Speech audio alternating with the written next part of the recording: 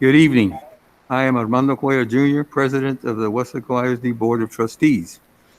This regular public hearing is being conducted pursuant to Governor Greg Abbott's suspension of certain open meeting law requirements to the extent necessary to follow or to allow for telephonic and video conference meetings in response to COVID-19. Notice of this meeting have been posted online for at least 72 hours.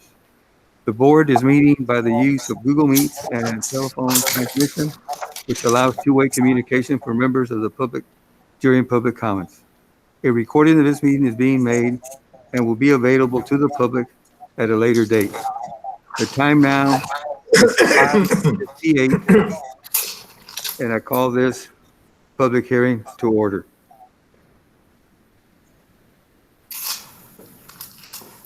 I will now have a roll call. Signify by saying aye when I call your name. Mr. Nieto, Mrs. Sustaita, Costa Trevino, Aye. Dr. Rodriguez, Aye. Mr. De Los Santos, Aye. Mr. Gonzalez, and myself. We have a quorum present. Item 3, public hearing on the financial integrity rating system of Texas. First indicators. Dr. Canales. President Cuellar, Board of Trustees, good evening. Mr. Andres Sanchez, who leads our Business and Finance Office, will be leading us through the public hearing on the Financial Integrity Rating System of Texas, the first indicators. We do well on this, and he is ready to start the report. Mr. Sanchez. Good evening, Dr. Canales, Mr. Cuellar, members of the board. I will be making the presentation on the first indicators, which are the Financial Integrity Rating System of Texas, which is used to evaluate the financial aspects of school districts. Next slide, please. The primary goal, once I get to see it. Thank you. The primary goal of first is to achieve improved performance in the management of school districts, and TA requires a public hearing to demonstrate that and inform the public. The Texas Education Agency ranks school districts in 4 rating categories: superior, above standard, meets standard, and substandard achievement. School First is a financial accountability rating system that holds school districts accountable for the quality of the financial management practices. School First is designed to encourage public schools to manage the financial resources better in order to provide the maximum allocation possible for direct instructional purposes. School First is a tool that creates transparency and discloses the quality of local management and decision-making processes that the school district uses concerning the financial resources the school district receives. A financial accountability rating system should include processes for anticipating the future financial solvency of each school district and an open enrollment charter school. It also needs to show an analysis of revenues and expenditures in the system as a whole. Weslaco ISD has received a superior achievement rating for the past 17 years since the inception of the program. That is fiscal years 2001-2002 through fiscal years 2017-2018. The ratings have 3 different indicators. One is critical indicators, another financial solvency indicators, and financial competence indicators. The critical ones are critical that failure to meet the requirements of any of them would cause a school district to fail the rating. And those indicators are 1, 2A, 2B, 3, and 4. And they were the same indicators for both years, 2017-18 and 2018-2019. We have to present a comparison of both fiscal years. The financial solvency indicators, those focus on the solvency of the entity. And those indicators are number 6 all the way to 12. The financial competence indicators identify serious deficiencies in financial management. And those indicators are 13, 14, and 15. Weslaco ISD obtained a superior achievement rating with a perfect score of 100 points out of a maximum of 100 points for the fiscal years 2015-16, 16-17, 17-18, and this year that we're presenting now, 2018-2019. The first rating is one of two report cards that the district receives in finance. The other report card is the annual financial audit report. This public hearing was advertised in the Monitor on Friday, December 4th, no later than 10 days before the initial hearing as required. And so we have to postpone the meeting. We advertise again today in the Monitor. I'll start with the first indicator. Indicator 1, as the complete annual financial report and the data was submitted to TEA within 30 days of our deadline, which is January 28th. Our annual financial report was submitted to TA on January 23, 2020. So we did pass the indicator, and we did also the prior year. Indicator 2A is asking if the audit financial report statements as a whole. Unmodified opinion means a clean opinion that there was nothing, they didn't find anything wrong, any non-compliance or anything, and we did get an unmodified opinion in the audit. Indicator 2B is asking if the external independent auditor reported that the audit financial report was free of any instances of material weaknesses in internal controls over financial reporting and compliance for local, state, or federal funds. There were no material weaknesses or internal controls that were reported by the auditors. So we did pass the indicator again. Indicator 3, was the school district in compliance with payment terms of all debt agreements at fiscal year end? We have 4 maintenance tax notes and 3 bonds, and we made all the payments in time. So the answer is there were no disclosures in the annual financial report and or other sources of information concerning defaults on any debt agreements. So we passed the indicator. Indicator 4, did the school district make timely payments to the Teacher Retirement System, which is the TRS, the Texas Workforce Commission for Unemployment Insurance, or the Internal Revenue Service, the IRS, or other governmental agencies? The district made timely payments to the TRS, TWC, IRS, and other governmental agencies. So we passed the indicator. Indicator 5 was not rated by TEA for any school district or charter school on both fiscal years. Indicator 6 was the number of cash on hand and current investments in the general fund for the school district was sufficient to cover operating expenditures, excluding facilities acquisition and construction. The number of days of cash in hand needed to obtain the 10 points is 90 days or more, which is 3 months.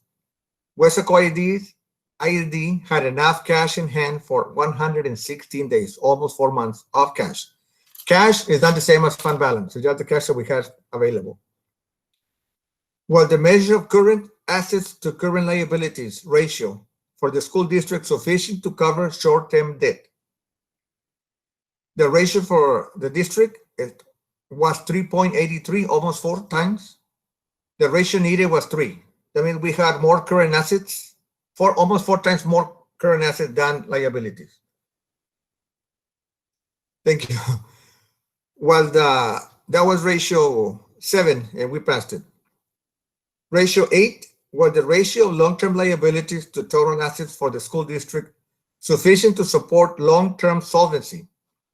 It also asks if the school district change of student membership over 5 years was 10% or more, then the school district would pass the indicator. They give us 2 options to pass, going by the long-term liabilities to total assets. The ratio that we have, the ratio to obtain 10 points was 0.60. It had to be 0.60 or less. The district ratio is 0.33. That means we have 1/3 less. Let me put it the other way. We have total assets 3 times more than long-term liabilities. So we have a lot more. So because of that, we passed the ratio.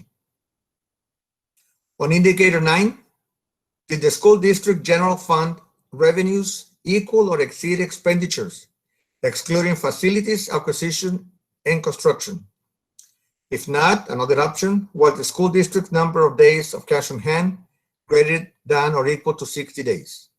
So our general fund revenues exceeded expenditures by $5,654,000. So we have a lot more revenue than expenditures. So we did pass the indicator again. Indicator 10 is asking if the debt service coverage ratio was sufficient to meet required debt service. Debt service means the principal and interest that we had to pay on the main tax notes or the bonds. The maximum points are 10. The ratio needed to get the points is 1.20 or higher. The Weslaco ISD's ratio is 2.19. So we had enough to pay our debt. So we passed. Next page, thank you. Indicator 11, was the school district's administrative cost ratio equal to or less than the threshold ratio? The ratio needed to obtain 10 points is less than or equal to 8.55. Our ratio is 6.82. You can see that it's lower, so we passed the indicator as well. Indicator 12, did the school district not have a 15% decline in students? A 15% decline in students to staff ratio over 3 years. If the student enrollment did not decrease, the school district will automatically pass the indicator. So the decline in students to staff ratio was negative 1.23%. So we did pass the indicator. Indicator 13, did the comparison of public education information management system, which is PIMS, was the data to the similar data or like data in the financial information in the audit report, did it have a variance of less than 3%? There weren't too many differences on what we're reporting in the audit, or we're reporting to TA in the PIMS program. So our difference was 0.00000. I lost count. Basically, we almost had no differences. It was almost to the T. So we passed the indicator as well. Indicator 14, did the external independent auditor indicate that the audit financial report was free of any instances of material non-compliance for grants, contracts, and laws related to local, state, or federal funds? There were no instances of material non-compliance for grants, contracts, and laws related to local, state, or federal funds in the audit report. So we did pass the indicator. And indicator 15, did the school district not receive an adjusted repayment schedule for more than one fiscal year for an overallocation of foundation school program as a result of a financial hardship? We did not have any adjusted repayment. Sometimes when districts tell TA, when they're putting their information or projections for ADA, they put a high number. TA allocates funds for the next biennium a lot of money. And if school districts don't get the ADA they told TA they were going to have, then they have to adjust the payments. And they do that a lot. So we haven't had those problems, so we haven't had a schedule like that. Next page, please. Superintendent's contract. This is another requirement that has to be disclosed here. The superintendent's contract is published in the school district website. It's been there for many years. It is located at the bottom of the financial transparency section on the website of the school district. Next, please. This is the report that shows the travel expenditures of the superintendent and board trustees for fiscal year 2018-2019. And I won't read it because it will take a long time, but you can see here, it's broken down for everybody who was in office. Dr. Canales and all the board members that were in office on that day, that year. You can see that towards the end, we have Mr. Oscar Caballero, who was in office for 2 months and some days. So we had to disclose that he had any travel, and he did attend a conference in September that year. So there's a breakdown of meals and mileage, lodging, transportation or other, and also a conference registration. Any expenditures spent on travel for them, whether they paid it and we reimburse them or the district paid it up front, we have to report it. And this is a summary of all the conferences they attended on school district business. We'll pause so that you can take a look at it. And it's got the information there.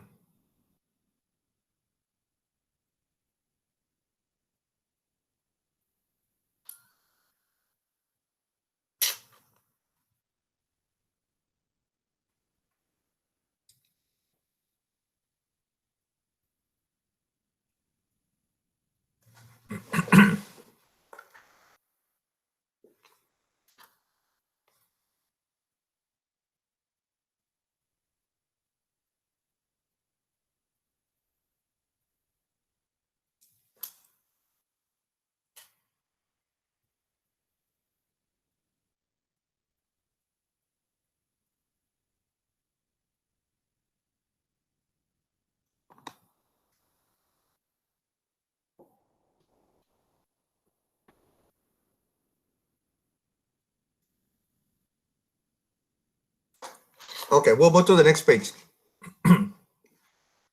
Thank you. Outside compensation received by the superintendent.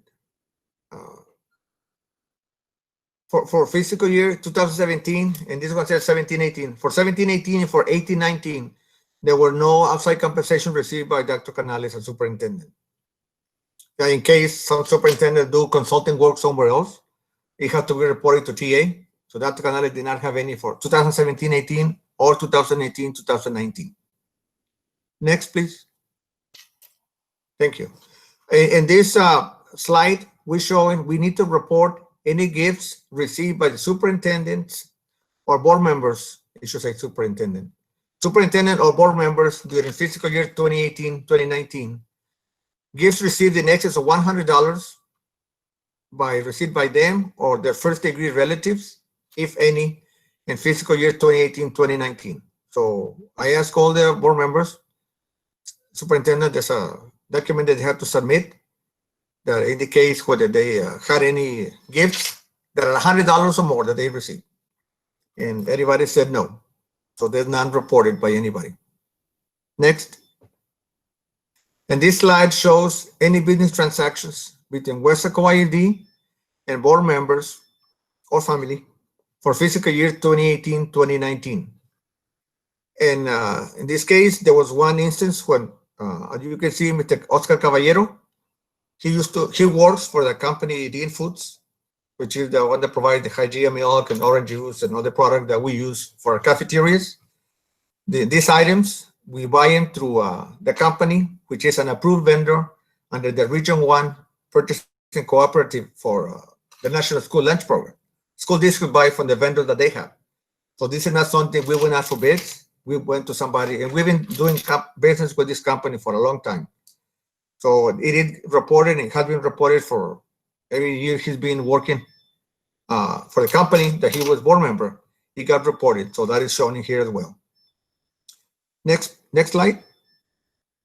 The next 3 pages that I have, this is the actual report from TA, and it's hard to see, but we can post it on the website. TA has it where they show. Can you see the screen that I'm making it bigger or no?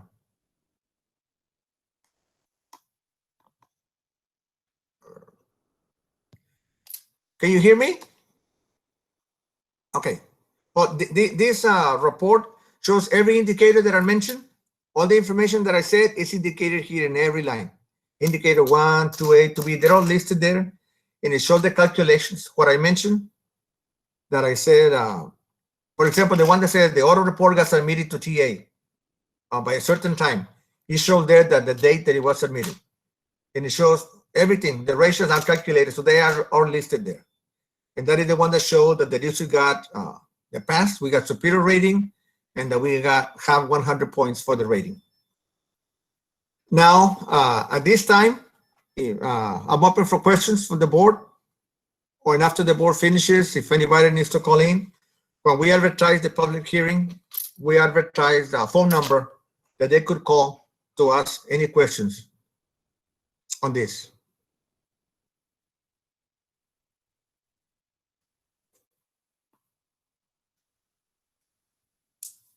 Does anybody have any questions on it, on the presentation?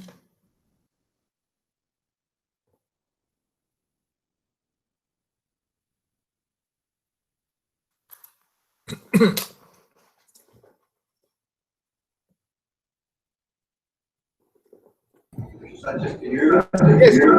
I can hear. I was hearing a while ago, I don't hear anymore.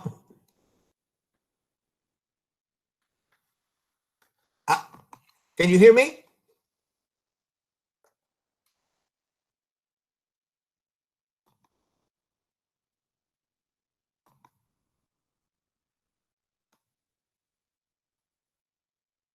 I am not muted, but the presentation shows me, I don't know.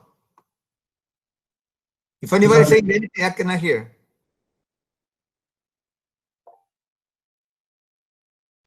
Mike, Carlos, is your mic muted? The mic where the presentation is being presented from?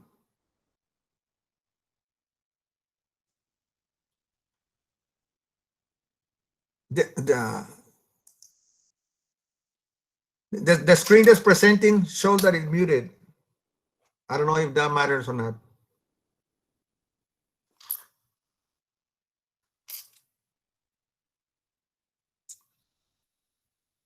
Does anybody have any questions?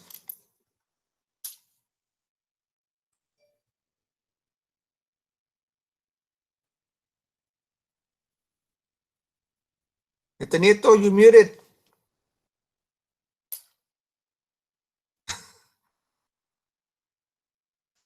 I cannot hear anything. We'll be a minute. Just hold Okay. on. Oh, okay. Thank you. I'm sorry. Okay, no problem. I can hear now. Got it? Can you hear me now, Mr. Sanchez? Yes, sir. I can. Monday. Okay. First comment, as you mentioned that we have cash on hand for 4 months, correct? Yes, yes. For the 18-19 year, we did. At the end of the year, yeah, we did. Okay. And how much do we have in our fund balance currently? Oh, it's some. This and another remember the figure. Hold on. I can look it up. And this is not a final number because it needs to be confirmed by the auditors. Okay. But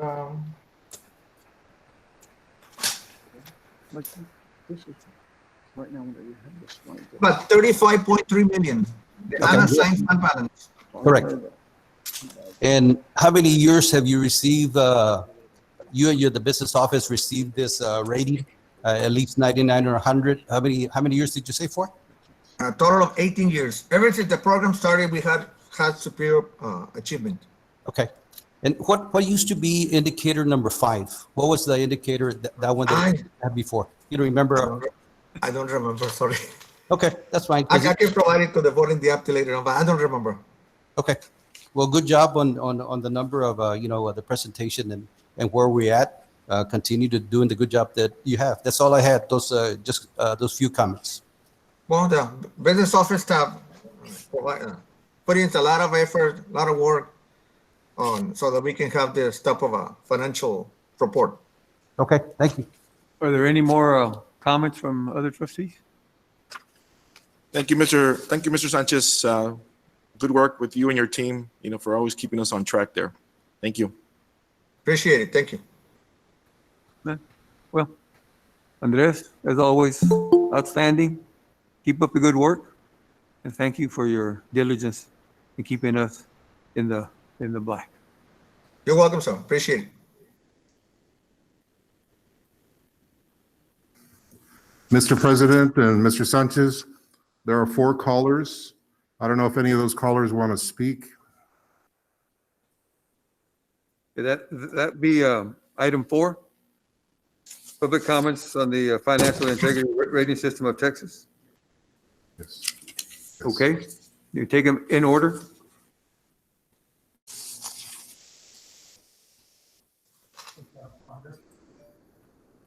You don't need to read that script because it's a public hearing and the comments are related to the public hearing.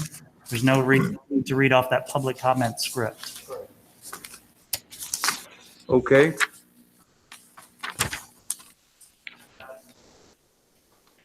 Name and address. Pursuant to the Texas Open Meetings Act, the Board of Trustees may not deliberate on any comment made by, Okay, so I don't have to read that. Correct. You just get Okay, the, well, get I the, misunderstood, so. yes. Just the names and the addresses.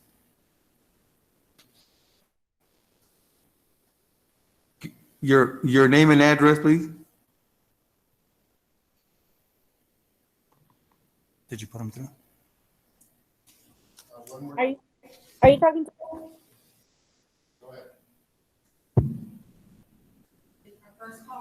Our first caller? Did you have a comment?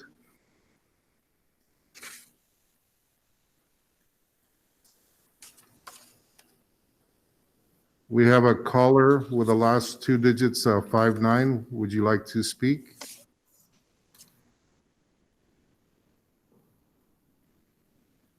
State your name and address.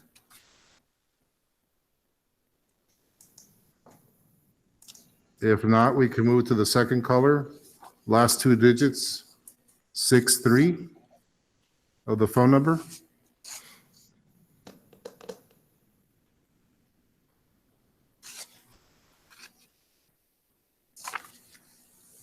If there's no comment there, the next caller with a 69 at the last, at the end of the phone number, would you like to speak?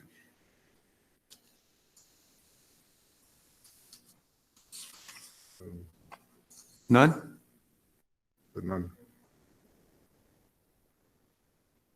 Then there's no more comments, Mr. President. If there were no more comments, we can proceed with the adjournment.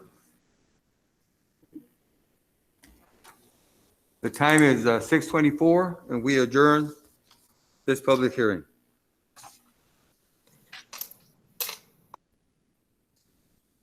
That will now take us to the board workshop, correct? Good evening. My name is Armando Cuellar Jr., President of the Weslaco ISD Board of Trustees. This board workshop is being conducted pursuant to Governor Greg Abbott's suspension of certain open meeting law requirements to the extent necessary to allow for telephonic and video conference meetings in response to COVID-19. Notice of this meeting has been posted online for at least 72 hours. The board is meeting by the use of Google Meets and telephone transmission, which allows two-way communication for members of the public during public comments. A recording of this meeting is being made and will be available to the public at a later date. The time now is 6:25. And I call this workshop to order.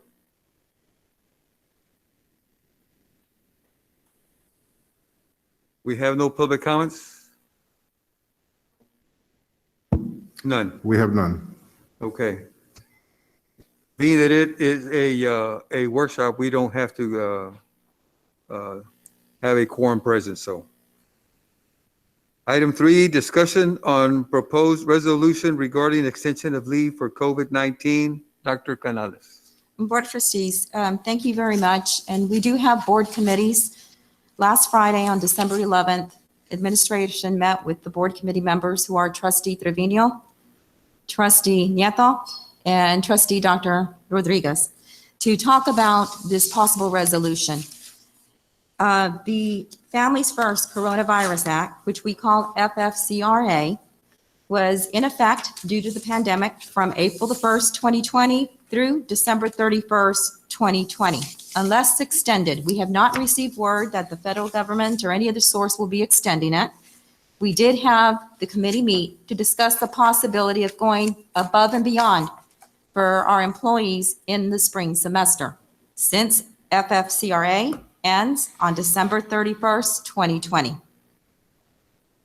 It adds 2 new options for leave available to employees. The first one was the Emergency Paid Sick Leave Act. Up to 10 days for employees who were positive with COVID-19 and/or had to quarantine because of COVID-19. The other part of this act had to do with expanded family and medical leave. For teachers, staff members with children 3 and under, they were allowed to take expanded family and medical leave for 2/3 their pay. Both of those things expire December 31st, 2020, before the new year. I have Mr. De La Rosa, who is the risk manager, leads us for our school district. He is online and available to add information. So we did look at the possibilities and came up with some recommendations. And this is a discussion and action item later in today's, well, when we have our regular board meeting. So we are looking at extending the first part, which is EPSL, for employees who are lab confirmed positive with COVID-19 and employees who are required to quarantine due to a directive from our school district for on-site exposure. The second part for the expanded family medical leave, we discussed allowing people currently on expanded family medical leave to take care of children 3 and under to continue until that leave is exhausted. And there are timelines when they'll be exhausted for each employee on it, with the condition that to be paid as a certified teacher, this would be teachers, they'd have to, at their regular contractual rate, on the condition that they are able to teach remotely until the leave is exhausted. Most of the leave will be exhausted sometime in February. So that is some information that we wanted to share as part of the workshop. Mr. De La Rosa, is there anything you would like to add? No, good evening, Dr. Canales. Coach Cuellar. That's pretty much the gist of it during our conversations with the board workshop. Again, this is basically like choosing options for a car. There are many different ways that we can go about this, but based on the feedback from the committee that we had on Friday, it was to grant an additional 10 days under the emergency paid sick leave. And then the second option was to extend the expanded family medical leave to let them exhaust their 12 weeks on the condition that they are able to provide instruction from home at their full pay, not the 2/3.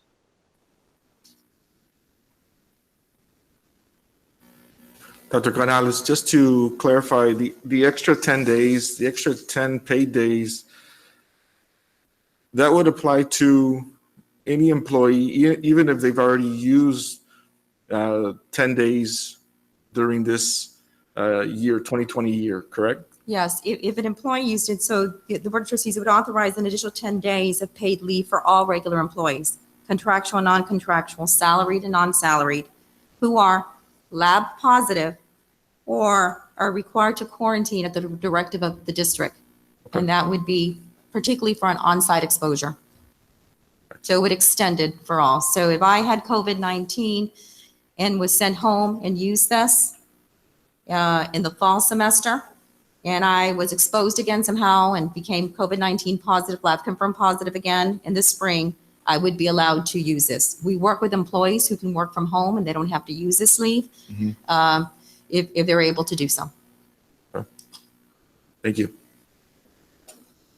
This one will be effective all the way to the end of the calendar year? It would be effective into the end of the 2020-21 school year. Okay, good. It would not carry over to future school years. Correct. We would end it at the end of the year. Okay. The emergency family medical leave, is this at the 12 weeks, 2/3 their pay you said, or the regular? We would, Okay. under the condition, these are teachers, so under the condition that they can teach full-time from home, provide the education to the children, it would be at their full pay until they exhaust their 60 days, which for most of them, it would be in February, sometime in February. Dr. Trevino? So that would be conditional. No comment. Mr. De Los Santos, anything else? No, sir. Thank you. Anything else, Dr. Canales? No, sir, it is the If discussion and not, action item. then the time now is 6:32. and I call this workshop to be adjourned. So move.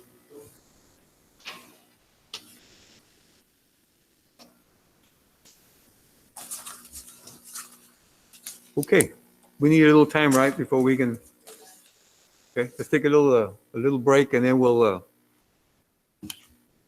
continue with the regular board meeting.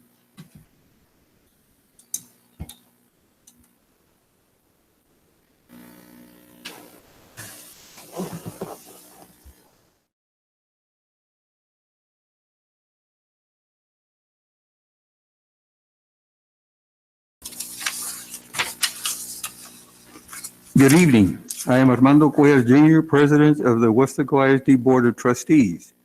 This regular board meeting is being conducted pursuant to Governor Greg Abbott's suspension of certain open meeting law requirements to the extent necessary to allow for telephonic and video conference meetings in response to COVID-19. Notice of this meeting has been posted online for at least 72 hours. The board is meeting by the use of Google Meet and telephone transmission, which allows two-way communication for members of the public during public comments. A recording of this meeting is being made and will be available to the public at a later date. The time now is 6:42, and I call this meeting to order. I will now call the name of board members present. Mr. Nieto, Present. Mrs. Sustaita, Present. Coach Trevino, Present. Dr. Rodriguez, Here. Mr. De Los Santos, Present. Mr. Andrew Gonzalez, and myself, Armando Cuellar. Before we have the opening prayer, I'm asking for a moment of silence for the loss of a very dear friend, Mrs. Sue Peterson, and her family.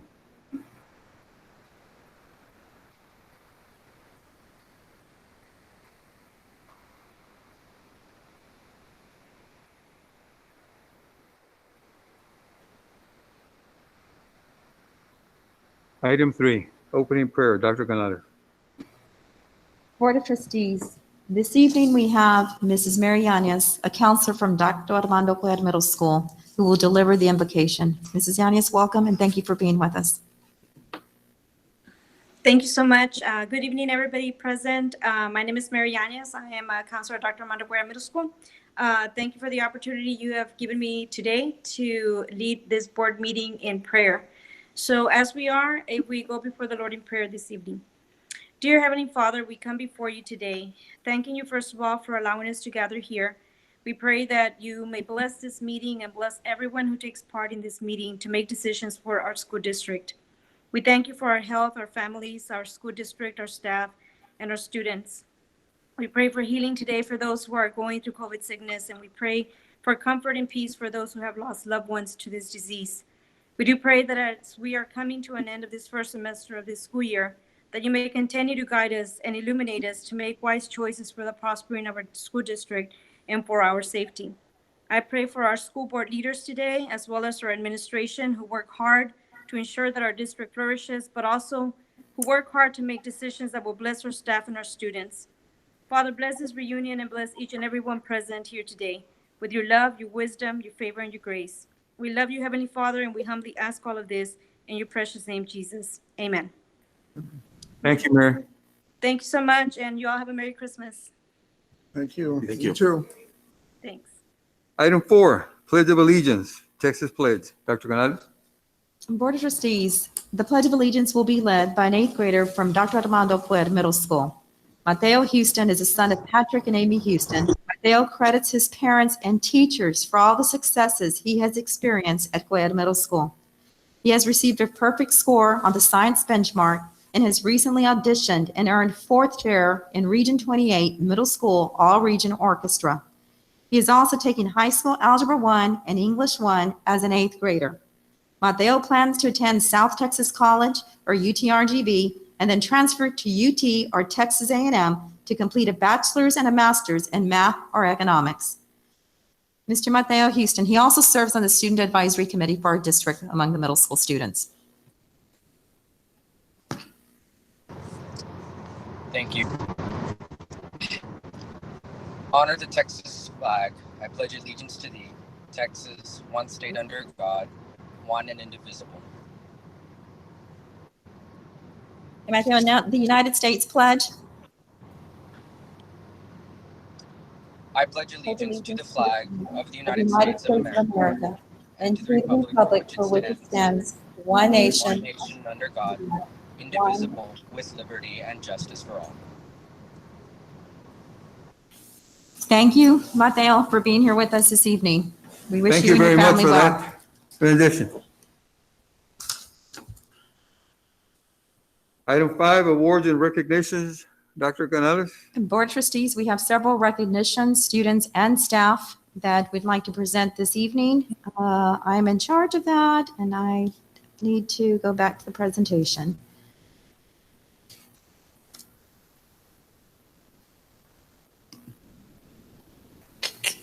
Give me a second.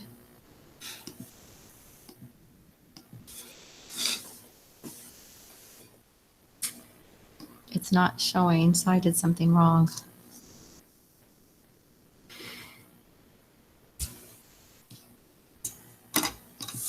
I need to go to present mode.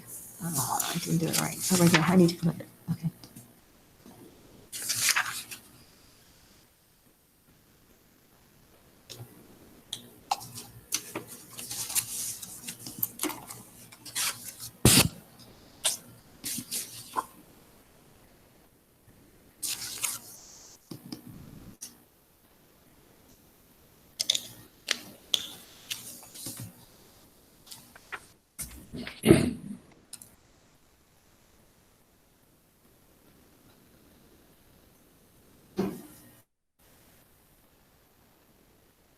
Okay, Mr. Robledo, Carlos Robledo will be leading us through the awards and recognitions. Mr. Robledo.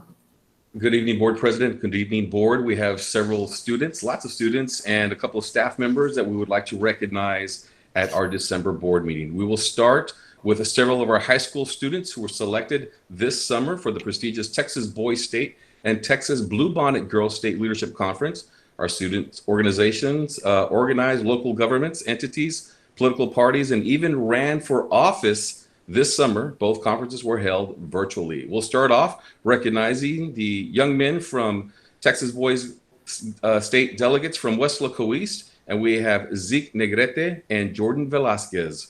Representing Weslaco High School, delegates for Texas Boys State. If we can see the next slide, please, Dr. Canales, where we have photos of Ryan Perez, Brian Pena, Rafael Rodriguez, Aaron Tamez, and Zachary de los Santos. Congratulations to the boys. Let's take a look at the girls from Texas Bluebonnet Girls State delegates representing Weslaco East. We have Marian Cusena, Julian Garcia, Mona Zavala, Michaela Lucio, Raquel Ramos, and Paula Rodriguez. Congratulations, girls from Weslaco East. And from Weslaco High School, we have Emily Cortez, Reina Johnson, Lauren Buttermer, Jordan Diaz, Olivia Canales, Daniela Garza. These Leadership State Conference serve to empower young men and women to become community and civic leaders. We congratulate these students for representing Weslaco ISD at the state level. Congratulations. Congratulations. Outstanding, outstanding. And we're very proud of y'all, and also thank your sponsors for the work that they've done with y'all. So thank you very much. We will continue on with the awards and recognition. We'll start off with recognizing some prominent band students. We have several high school students who recently competed for a spot on the Texas Musician Educators Association All District and All Region Bands. We'll start off with Weslaco East High School. In the flutes, we have Michaela Moreno and Victoria Cruz, who won a spot in the All District Band. Julia Lopez was selected to the All District Band, All Region Band, and advanced to pre-area. Also making All District Band, All Region Band, And advancing the pre-area are Sydney Caballero in the clarinet and Isabella Sanchez in the trumpet. Their director is Armando Cuellar. Next slide, please, for Weslaco High The band director, not me. From Weslaco High School, making all district band, we have Rosalyn de Santiago in the flute. We also have Litsi Cedillo in the French horn, Justin Garcia in trombone. Making all district band and 9th grade region band are Angela Reyes in the flute, Christina Aguilar alto saxophone, Anthony Ortiz also advanced to pre-area trumpet. Next slide, please. Making the all-district band and the all-region band, advancing to pre-area are Emily Van Tilburg in the flute, Raymond Sanchez in clarinet, Connor Bustillos in the French horn, Abraham Mireles and Joseph Cordona in the baritone. Next slide, please. From the percussion section, Fernando Perez and Anthony Anciso, Oliver Serrano and Caleb Caballero. The director for the band at Weslaco High School, Rodrigo Leal. Congratulations to all our great band students. Absolutely. Congratulations to all of you, and we wish you all the very best that you advance and take it all the way to state. For your sponsors, also, congratulations.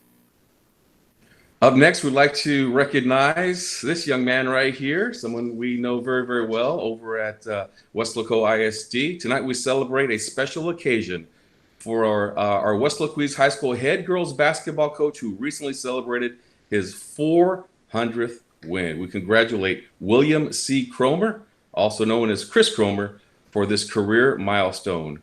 Coach Cromer began his career at Weslaco ISD in 2002 at the newly created Weslaco East High School. As the head coach of the Lady Wildcats basketball program, Weslaco East has advanced to the playoffs for 10 years and at one time made it 8 consecutive playoff appearances. The Lady Wildcats have won 2 district championship titles and a bi-district title. Coach Cromer, through the years, has coached and mentored hundreds of student athletes and helped them not only be perfect in the game, but also become better citizens. Congratulations, Coach Cromer, on your 400th win. Congratulations, Chris. I remember having that conversation way back when we were applying for that position, and turns out we made one heck of a choice. So congrats, and we wish you the best and continued success, Coach. This month, we'd also like to recognize our WISD award for someone. It's the A+ award, with quick action led to the apprehension of a trespassing individual. After observing a male suspect jump a fence surrounding 2 schools, this security guard promptly placed both campuses on lockdown and contacted local law enforcement. Law enforcement officers later arrested this individual who was apparently fleeing a nearby home after a stabbing. We commend this security guard on her vigilance and quick thinking, ensuring the safety of all staff and students that day. From the district safety and security department, the employee of the month is Belinda Andrade. Congratulations, Belinda, and thank you for your outstanding service. That concludes our awards and recognition. Thank you, Carlos. Great job. We now go to item 6, proclamation for School Board Recognition Month for January 2021. Dr. Canales. Board of Trustees, whereas the mission of the public schools is to meet the diverse educational needs of all children and to empower them to become competent, productive contributors to a democratic society in an ever-changing world. And whereas local school board members are committed to children and believe that all children can be successful learners and that the best education is tailored to the individual needs of the child. And whereas local school board members work closely with parents, educational professionals, and other community members to create the educational vision we want for our students. And whereas local school board members are responsible for ensuring the structure that provides a solid foundation for our school system. And whereas local school board members are strong advocates for public education and are responsible for communicating the needs of the school district to the public and the public's expectations to the district. Therefore, be it resolved that I, Dr. Priscilla Canales, Superintendent of the Weslaco Independent School District, do hereby declare my appreciation and the appreciation of the entire team to the members of the Weslaco ISD School Board and proclaim the month of January 2021 as School Board Recognition Month. I urge everyone to join us in January 2021 to recognize our school board members. Thank you. Thank you, Dr. Canales. We now will go to item 7, public comments. Understand we have 2. Before we bring them on, I'd like to read something to them.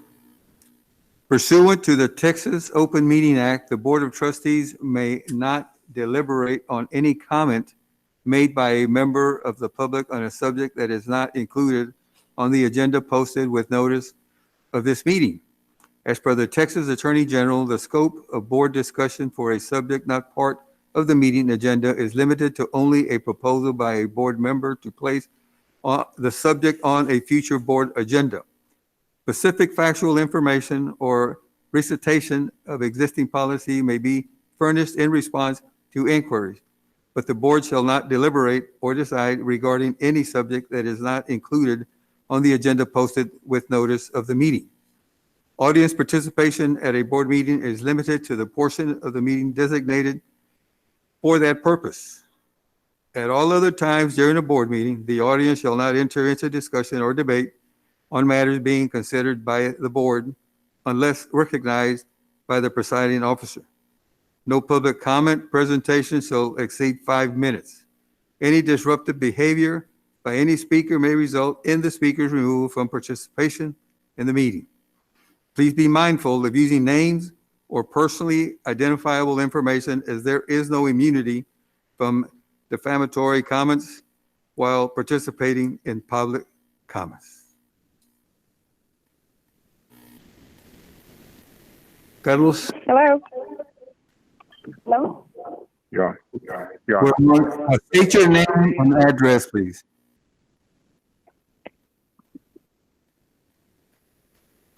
This is Maria Flores at 303 Dalma Street, and Delilah Whitaker. Delilah, are you there?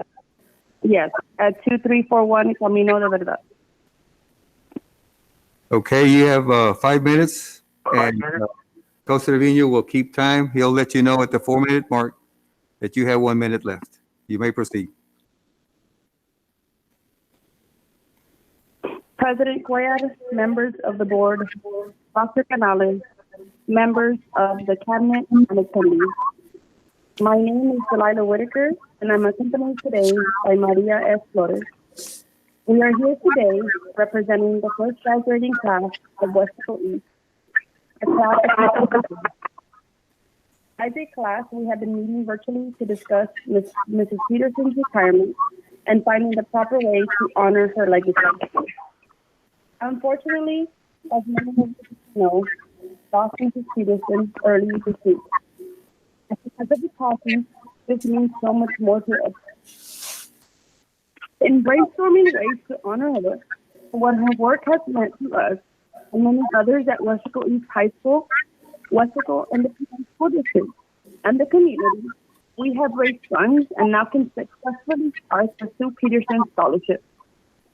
We know Mrs. Peterson has always been about giving back to the youth of Weslaco and providing opportunities for students like us to thrive and succeed.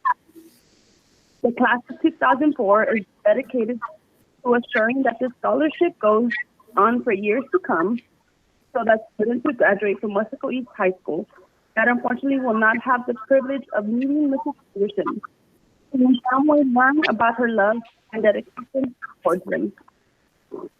Our hope is that the Sue Peterson Scholarship will be a small way of honoring Ms. Peterson and doing what we know she would have wanted us to do.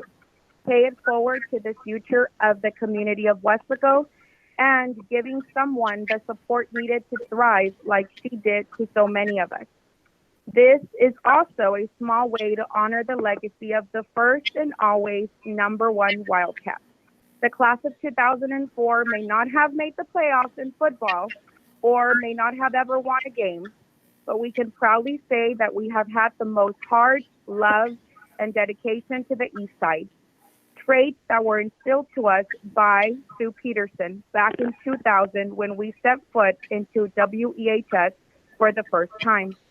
Our 2004 class motto was always together, never apart, maybe in distance, but never at heart. Ms. Peterson, we may not be together at 810 South Pleasant View anymore, but we will forever be together at heart. Thank you, Mr. Cuellar, President Cuellar, Board Trustees, Dr. Canales, and the Cabinet. Thank you. Our next speaker.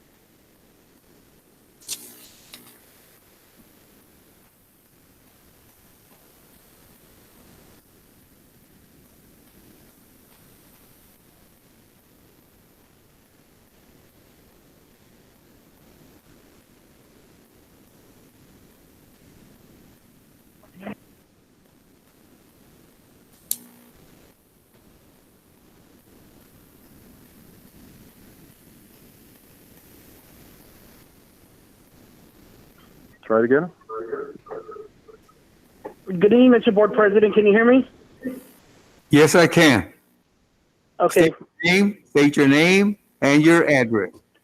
Yes, Mr. Coach. This is Mr. Edward Mejia. My address is here in Weslaco, Texas.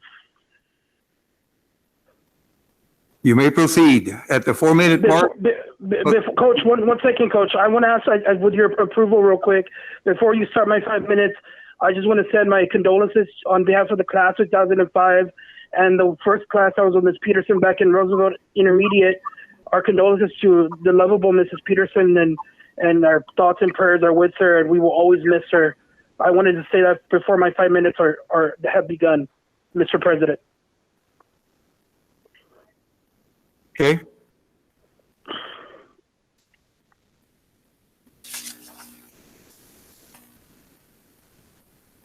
Can I begin? You may. Okay. Good evening, Mr. Board President, members of the board. I come to you not only as a proud product of Weslaco ISD and as an extremely concerned constituent of our great city, to publicly state how unhappy I, along with many in our community, are on the current state of our great district.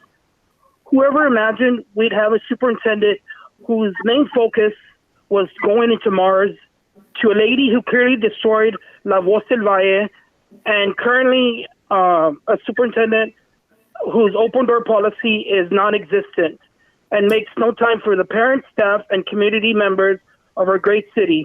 Who would have ever imagined we would have high-level employees earning huge salaries whom are not qualified to the ones that are being paid, who are being paid under average.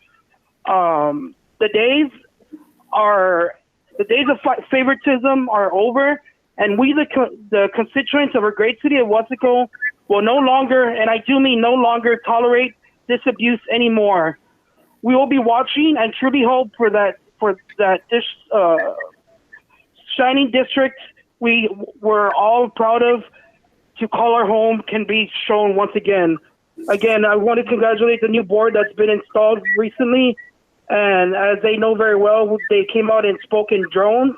And hopefully we can get back to where we are once upon a time when this district was a place where everyone loved to be a part of. So again, I thank you for allowing me to come and speak before you all. And I wish you all a very great and Merry Christmas. Happy New Year. Thank you so much. Okay, Mr. Mejia. Thank you. That concludes the public comments, correct? That's correct. Thank you, Carlos. We now go to item 8, Superintendent's Report.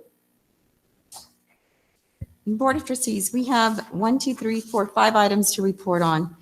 The first one is COVID-19 updates and testing. We continue to keep track of COVID-19 and the number of cases in our county. On November 9th, 2020, there were 36,884 confirmed cases with 2,540 active cases and 198 new cases on the day that the report was extracted. On December 17th, 2020, there's 47,799 total COVID-19 cases. There's 2,576 total active cases and 522 new daily COVID-19 cases. We do have on our district dashboard the number of COVID cases by campus. This report was recently pulled. We had some problems with technology this week, so please bear with us if the number is a little bit off once we double and triple check. We are updating the positives daily for both students and staff, and we are updating and removing any students or staff that are no longer are active in terms of COVID-19. We remove them on Wednesday and Friday. So we have 10 student positives and 13 staff positives. We also have the summary by school and district. And although this is small, the total number of cases in our district is 23. In addition to that, a group of superintendents, all the superintendents from Region 1, we did get together and we did write a letter to the Commissioner, Commissioner Morath, the Commissioner of the Texas Education Agency. Board of Trustees, we take direction from the Texas Education Agency. There was a series of waivers that were allowed at the beginning of the school year. They expired. And as superintendents in Region 1, we did speak to each other and then drafted the letter about the rise of COVID-19 cases and hospitalizations, and considering a potential surge in the spread of the pandemic in our communities following the holiday season, the Region 1 school districts and charter schools respectively request your approval of a waiver to implement the following COVID-19 emergency on-campus attendance plan. So we asked the commissioner to consider school districts and charter schools, those located in Region 1 counties, including Hidalgo County, that experience a hospitalization rate higher than 15%, as reported by the Texas Department of Health Services, will take steps to implement this plan as a minimum framework no later than Monday, January 4th, 2021, and for the following 20 days of instruction. All school systems will continue to offer remote instruction for 100% of the families. At the same time, rapid COVID-19 testing will be made available for those priority students and staff who choose to attend on-campus instruction. Please allow funding to continue, we ask our commissioner, regardless of instructional delivery method offered. We make this request for the safety and protection of our students and staff. Respectfully, Region 1 superintendents. There was a news conference also on this letter, and so we're waiting to hear from Commissioner Morath as a team of superintendents in Region 1. Also related to COVID-19, we do survey parents prior to the upcoming grading period. This is the most recent survey that has to do with the 4th grading period, which begins on January the 5th, 2021. So in terms of total respondents, we had 4,538, which is 27%, because those responses are per student. We have 16,623 students. 4,538 responses were received, which is 27%. 3,837, which is 83% of the parents are indicating that they want instruction at home through remote learning. And 701 or 15% want it in school, on campus. The way things stand with the Texas Education Agency, we must offer on-campus instruction to the parent of children, to the parents choosing the children to be on campus for instruction. We have also been exploring COVID-19 testing. We will be having a complete testing program in our district, and I do have Ms. Ms. Kaufman, are you available? Yes, ma'am. Ms. Kaufman is our district test coordinator. She is our lead nurse. She's our go-to person when we have questions regarding health, no matter what it is, including the COVID-19 pandemic. So Ms. Kaufman, would you like to share what we're doing? Yes, ma'am. Currently today, we actually received our TDEM testing. Fortunately, the distribution center is across the street from our warehouse. The tests have been secured in a temperature-controlled room. Mr. Orlando Pena knows what the parameters are, and he will help us to distribute them to the schools. Once they're distributed to the schools, it's very important that we keep track of these because we won't get more if we don't log in what's going to be given out. They won't send us more until they know how many we've used. Okay, and for the TDM test is a rapid test from the Texas Education Agency. We applied earlier in the week, and Mrs. Kaufman, the tests have arrived in our district, correct? Yes, yes. We're in the process of securing a biohazard company because our systems have been down. I don't know if Stericycle, what TDM suggested that I do is talk to the local fire department. I spoke with Mr. Stubbs and he relayed that we should use Stericycle, that they've been very pleased with them and they felt that they were the most economical to use. That's also what Mercedes is using.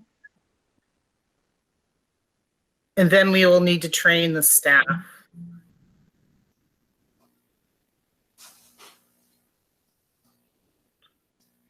Dr. Canales, this is Sergio Garcia. May I provide more information on the presentation? Yes, Mr. Garcia. Thank you. Thank you, Dr. Canales. Good evening, Mr. Cuellar, members of the board.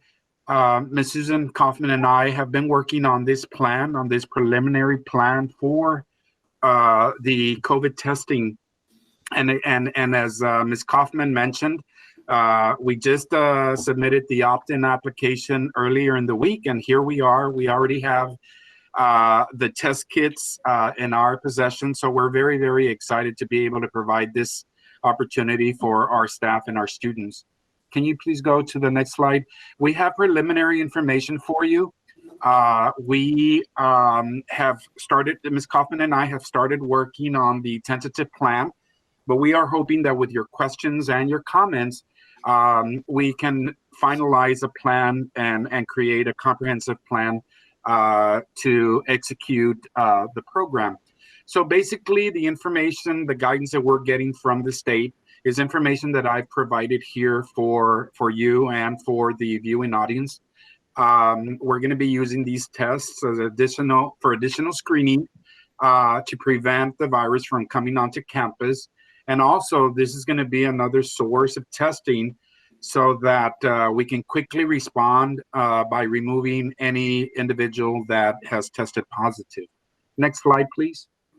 Okay, so we are given the option of either doing a targeted response approach, which means that we will test anybody that has any symptoms, or move on to the screening, and then we're going to move on to the screening for those, or we also have the opportunity for the asymptomatic individuals.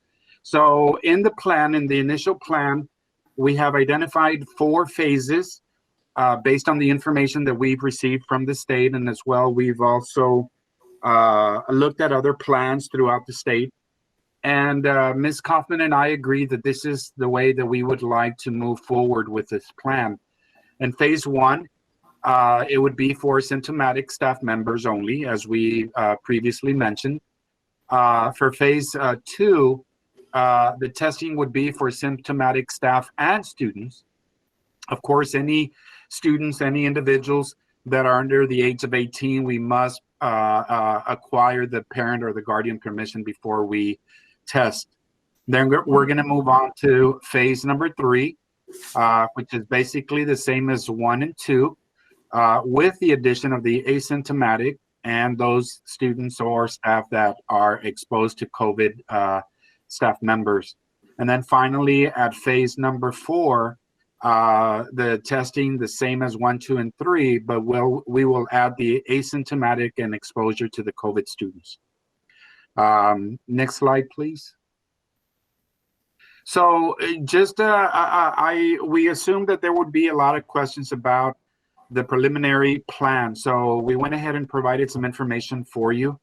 How long does it take to get test results? The test it takes, of course, very little time, and we will get the results within 15 minutes. How will it be administered? They will be administered with a nasal swab, through the shallow front of the nostrils. The adults will be able to self-administer the test with the oversight of the test administrator at the campuses. And we also wanted to provide the accuracy of the test because we know that this is very important to everyone. So for patients that are showing symptoms for fewer than 7 days, the accuracy of the test is 97.1 for a true positive or 98.5 for a true negative. Next slide, please. Okay. Where will the testing take place? Ms. Kaufman and I discussed this in detail, and we've decided that we would do it at all the campuses. We do have some departments that are at the individual campuses, for example, the custodial staff, the nursing staff, but we would also like to include other departments to test at the campus sites. The nurses and the LVNs, with some administrators as needed, will be trained to assist the adults to administer the test themselves.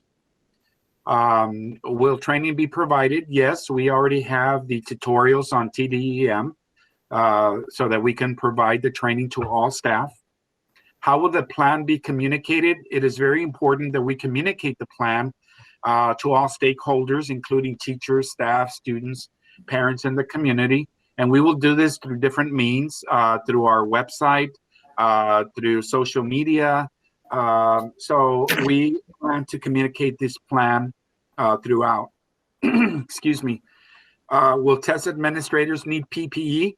We currently have our PPE, our own PPE, but the state will also provide the testing PPE that will be included with the test kits. How will the used test be handled? Ms. Kaufman mentioned earlier about the biohazard waste protocol that we will be establishing. So we're working on that. What happens if and when someone tests positive? We're also working on the protocol for positive cases. Does the district have to report test results? Yes, we do. And we will be reporting the test results again to TDM via the S-Track, and that's their system where we will provide these results. And then how will the used supplies be replaced? So when we administer the tests, then we need to provide a weekly report to DSHS so that we can replace any used test kits. Okay, where will test kits be stored? As Ms. Kaufman mentioned earlier, they will be stored in a climate-controlled environment. I know that Ms. Kaufman has been in communication with Mr. Orlando Peña over at Warehouse to ensure that that we, store the kits in a controlled environment. We are hoping that in order to make it very feasible and convenient for everyone, we plan to have a system for appointments so that people will not just show up, but and make it, convenient for everyone to provide or to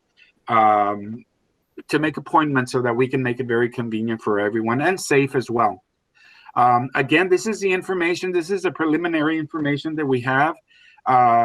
Board members, Dr. Canales, if there's any questions or any comments, we welcome those because we want to be able to provide a very comprehensive testing plan for our district. Dr. Garcia. Yes, sir. These test kits that you say are in a secure place or a safe place, do they require any temperature settings or anything like that? Yes, sir. Actually, the temperature setting has to be between 36 and 86 degrees Fahrenheit. So we've already discussed that, sir, with Mr. Orlando Peña. And I think Ms. Kaufman and he agreed on a climate. Is that correct, Ms. Kaufman? No, the temperatures are 70 to 86 degrees. And Orlando said that he would keep them probably around 75 degrees. Okay. And do we have a backup emergency generator or something? Should we lose power and so forth? You know, things happen. We don't want to lose these test kits. That is correct, Mr. Cuellar. And I don't have an answer for you, but I'm sure we do. But I will provide that information and any other information that the board requests through the board update. Thank you. But I will follow up on that, sir. Anybody else? I have two questions. I was reading about this online and researching this program. And you say that we're probably going to need appointments preferably appointments. But obviously the kids who are showing symptoms at school would go to the nurse's office and get the test done, as well as staff? That is correct. Those are going to be the students or the staff that are symptomatic. Those will not need appointments. Obviously, if they have any symptoms, they come to us and we're going to take care of those immediately. The screening ones, the ones that are just want to be able to test, just to, for peace of mind, those are the people. And again, Mr. Staita, I think that what we need to, this is very new to us. And I think that depending on the amount of people who are interested, because this is optional, obviously, as we dive into this, we'll see how many people are interested in testing. So there might not be even a reason to have to set up appointments. Okay. Excuse me. One other thing is that actually the parents have to sign a permission slip prior to doing it.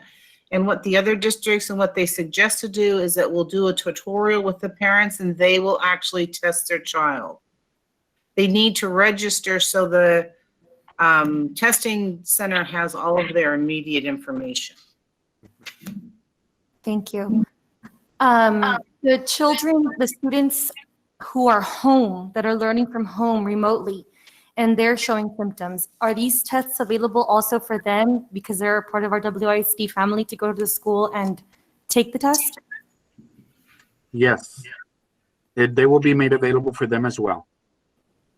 Okay, and my last question, because I was just, the phases, you say you're gonna do it in phases. How long in between each phase are we going to move to the next phase? Is it like a monthly thing or a weekly thing? Or how are we gonna move from phase one to phase two? Ms. Kaufman, Ms. Kaufman. That'll be depend on our proficiency. The idea, when you do anything, you want to implement a continuous quality improvement type of approach. So we will initiate with the staff. And once we become proficient at all schools, it's recommended that the coordinator be at each testing site when this begins. And since we have 19 testing sites, and I'm one person, all of that's we're just gonna see how it goes. I'm hoping that it's going to go well and we will transition through these phases quite quickly, but I can't guarantee that. Yeah, and again, Mr. Staita, those are very good questions. And as I mentioned earlier, those are very good questions so that we can finalize a comprehensive plan. So we'll make sure that all that information is detailed in the plan. Thank you. Thank you, Dr. Garcia. Ms. Kaufman, move on. How many kits did we receive?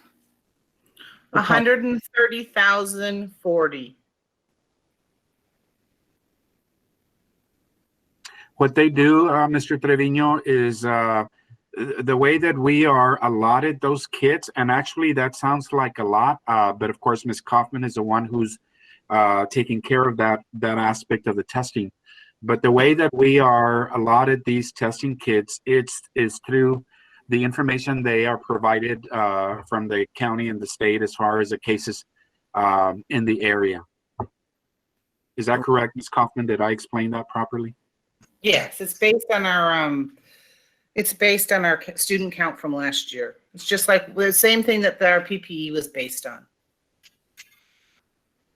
Mrs. Kaufman, what kind of feedback are you getting from our school nurses in regards to their comfort level in administering these tests? They're not real comfortable, but I'm hoping that we can, I think once they find out that it's a self-administered test, and that we're going to provide the testing will be done outside. What my vision is that we'll have a testing booth for the nurse that will be made of plexiglass, kind of like the old-fashioned movie theater booth.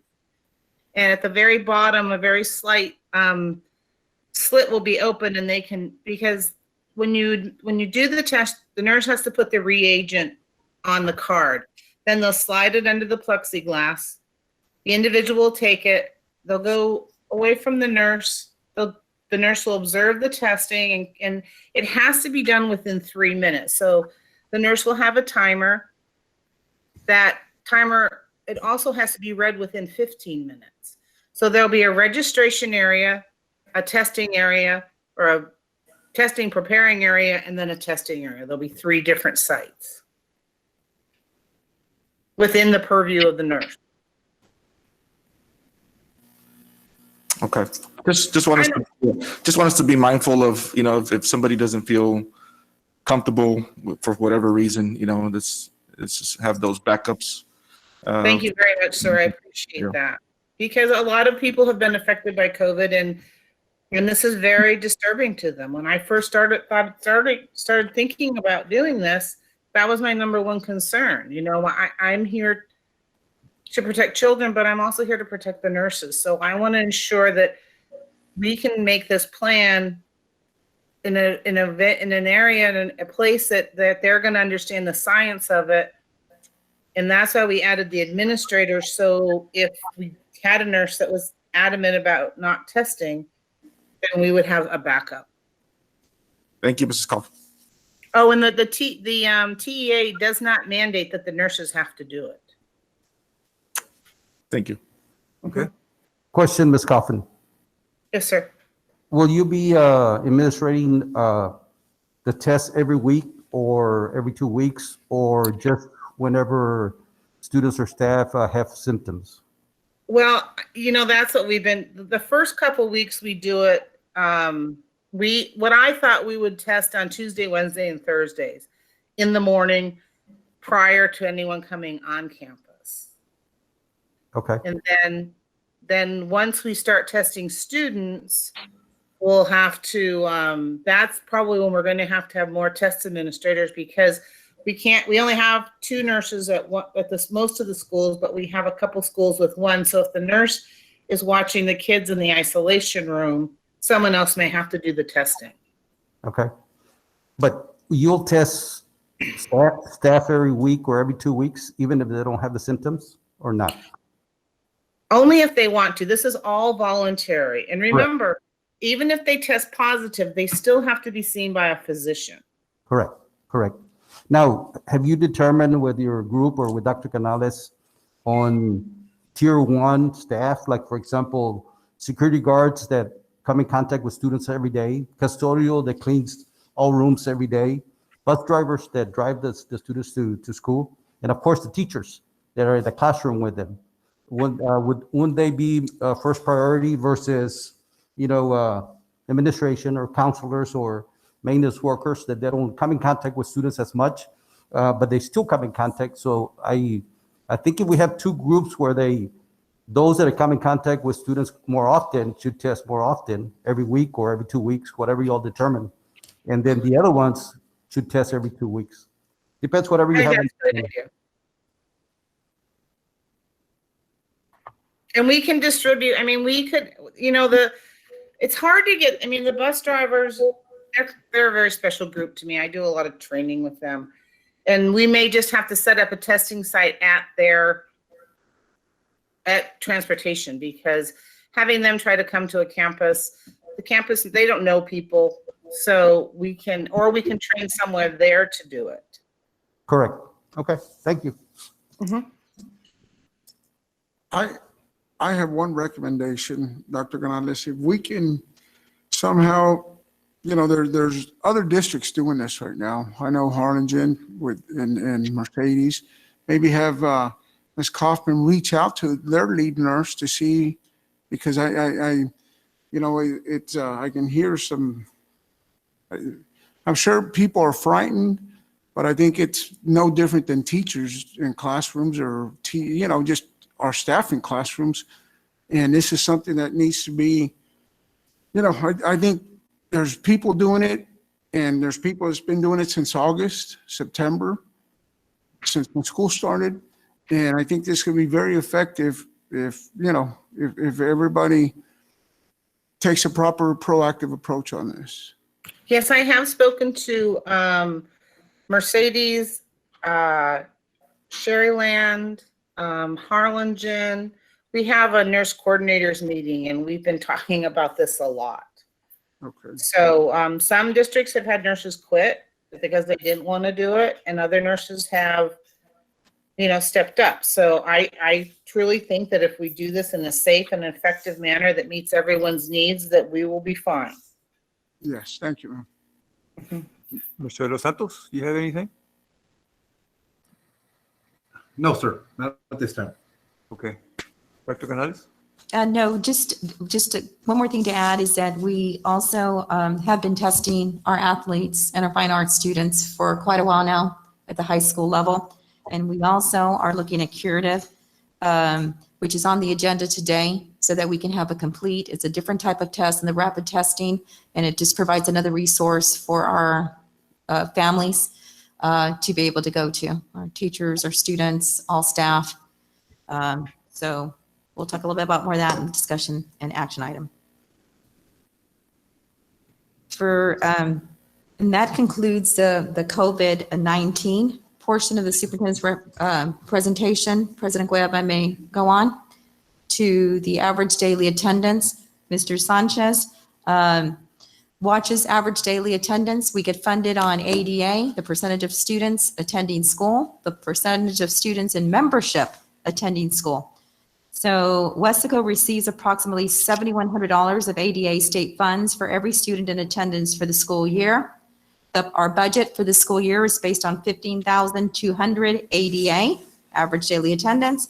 The ADA of the first and second 6 weeks of school, combined averages are slightly over the 15,200 ADA that we budgeted on. So that's just some information for our trustees. We do watch this carefully. Everybody does. Mr. Sanchez is on us and expressing this information to us. So we are budgeted, we're slightly above what we budgeted. So if there are no comments, I'll move on to insurance. And I'll ask Mr. De La Rosa to share the information, the report on insurance. Mr. De La Rosa. Yes, good evening again, Dr. Canales, Coach Cuellar. This is a standard slide that we present every month on the self-funded health insurance plan. This runs from September 1st, 2020 through November 30th. We do a comparison this year versus last year. So as far as medical claims go, in the 1920 plan year, we paid approximately $2.3 million in claims. That's going to be all your doctor's visits, hospital costs, surgery, etc. Versus this year, we're at $2.9 million. And I'm approximating these figures to save time. That's an increase of approximately exactly 620,964.07. You move on to the next component of our benefit plan, which is the pharmacy benefit manager or prescription drug costs. Last year, we're at $957,327.11 versus this year at $1.6 million. So that's an increase of approximately $669,000. We're keeping an eye on that. We are seeing the cost of prescription drugs increase. We're almost $1 million over this time last year. So we'll definitely keep an eye on that. Fixed costs go as fixed costs are what are the administrative fees that we pay to Blue Cross and Blue Shield and our stop loss premiums that we pay per employee per month. Last year at this time, we're at just over $226,000 versus this year, we're at $658,000. And it does look like an increase of $431,000, but actually last year there was a couple months where they didn't charge us admin fees, and then we got some credits and rebates. So that will level off as the plan year goes on. So total spent on the plan, last year we're at $3.5 million versus this year we're at $5.2 million. That's approximately a 33.24% increase over last year. And that that total is net of $620,000 that we received in stop loss claims or stop loss reimbursements. So the plan is, again, it's working okay. We're just going to keep an eye on those prescription drug costs. And I'll open it up to any questions that anybody might have. Dr. Rodriguez? Mr. De La Rosa, what's our budget for our insurance? We're budgeted approximately $20 million. 20 million. And we're at We're at 5.2 million after the first quarter. So we're on track, hopefully, to break even. Okay. Any other questions?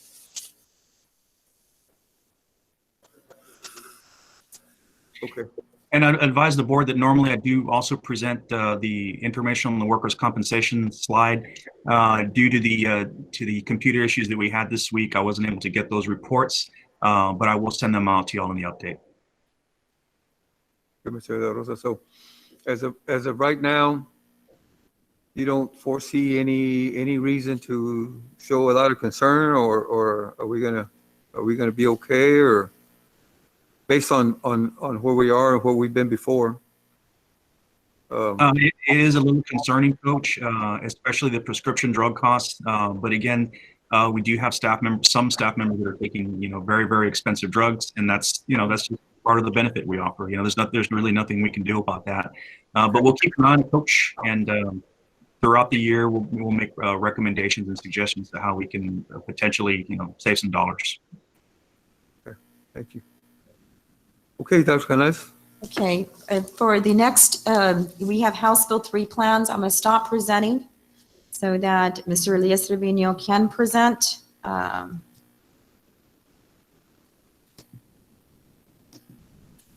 House Bill 3, we're required to have literacy plans, numeracy plans, and college and career readiness, military readiness plans. They are due to the state soon. The team has been working really, really hard, our strategists with teachers and administrators on developing these plans. So Mr. Aguilar, I know that we have several people presenting, and you will begin. Thank you, Dr. Canales. Board President Cuellar, members of the board, thank you very much. We do have before you the HB3 board adopted plans and goals. In 2019, the Texas legislature passed a historic bill known as House Bill 3, and HB3 board adopted plans and goals was a significant component of it. Part of this plan, as Dr. Canales mentioned, is approving the early childhood literacy alignment to third grade STAR results, early childhood math alignment to STAR results, as well as college, career, and military readiness aligned to graduates to meet the readiness standards. Next slide. What you have here before you is a core committee of individuals that have worked carefully to create these plans, work on them, vet them out, have significant discussions from CNI, support staff, strategists, principals, all the way to our support staff, teachers and counselors, as well as campus administration played a significant role in this. Next slide. What you have here before you are plan requirements. Under HB3, school boards are required to adopt plans in early childhood literacy and math, as well as college, career, and military readiness. Plans are to include assigned district level administrator, which will be me, but we work collaboratively as a group to ensure that this was discussed throughout our district. Annual review by the board at a public meeting, annual report posted on district and campus websites, and specific quantifiable annual goals for 5 years at each campus. So it's going to be very specific, plan specific by campus, and we're going to be presenting the portion of the district. Next slide. Thank you, Mr. Aguilar. So, Board President, members of the board, Dr. Canales, we continue our House Bill 3 presentation. Just to give you a bird's eye view, the House Bill 3 board adopted plans and goals are part of TEA's greater vision known as the 60 by 30. And so that vision is that by the year 2030, 60% of Texans in the age of 25 to 34 will have a certificate or a degree. So you see why they are really pushing these early childhood and CCMR plans and goals. So what are the requirements? The requirements are that we must have annual goals for third grade reading and math. We must have annual targets for individual groups that are under the Closing the Gaps domain. So what are we talking about? We're talking about the whites group. We're talking about bilingual students. We're talking about special education students, and the list goes on.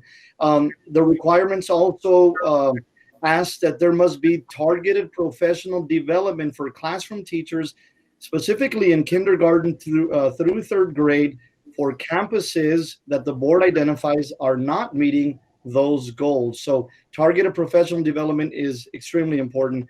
And also there must be annual targets for the groups of bilingual and those students that are serviced under the bilingual and ESL programs. So that's the elementary. Now for our high schools, the plan requirements or CCMR plan requirements, again, there must be annual goals for student growth on CCMR readiness.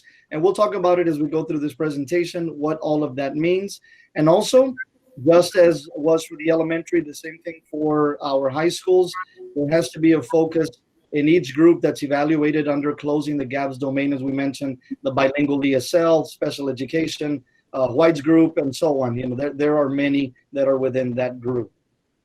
I'll let Mr. Aguilar share of the trajectory that Weslaco ISD was on before COVID. Thank you, Mr. Trevino. So moving forward again, TA is monitoring. Now these plans were developed pre-COVID, so there may be some adjustment moving forward as we continue these next few months. But again, just to give you a little accountability overall summary of where we were as a district, this took tremendous amount of work from our students, our staff, our administrators, and our families at home. So we're very proud of Weslaco ISD for what we've achieved. Next slide, Mr. Trevino. What you have here again, I do want to recognize Weslaco ISD as being the only 6A school district in Hidalgo County to have achieved A's and B's with the 2018-2019 accountability system. And again, this goes to everyone's hard work. Thank you for everything that everyone has done. We're very proud of Weslaco ISD. Here is a accountability comparison report. Green shows the growth, yellow shows that they maintained. So again, just gives you an idea. We've shared this with our board before. Next slide. So here again, the distinction designations. Again, this is how we recognize our campuses compared in their 40 group. And we're going to continue doing that unless we receive information otherwise from the state. Next slide.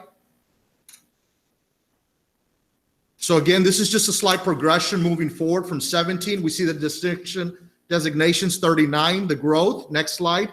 To 54, and it goes to 2019, 54 distinctions. Next slide. That was prior. 18 was 51 and jumped to 54. Next slide. So again, we have third grade here, and the reason we have third grade because the plan specifically indicates that our students must be ready reading on level by third grade. So what you have here is a little historical perspective from 17, 18, and 19. If we look at the approaches, meets, and masters, those are our performance levels. The green indicates district-wide, the growth that we had every year moving forward. And if you look at the first column under approaches, we exceeded the region 1 and state level in performance. And again, this is attributed to all our hard work from our campus administrators, teachers, and students. Next slide. What you have here is third grade math. This is going to be another component that Texas TA is going to be monitoring. And again, green is growth. And you see the perspective from 17th, 18th, and 19th. Green is growth, and we've been growing every year. And again, I want to point out that Weslaco ISD scored higher than Region 1 and at the state level. And again, kudos to everyone because this is a collaborative effort with everyone's hard work. Next slide.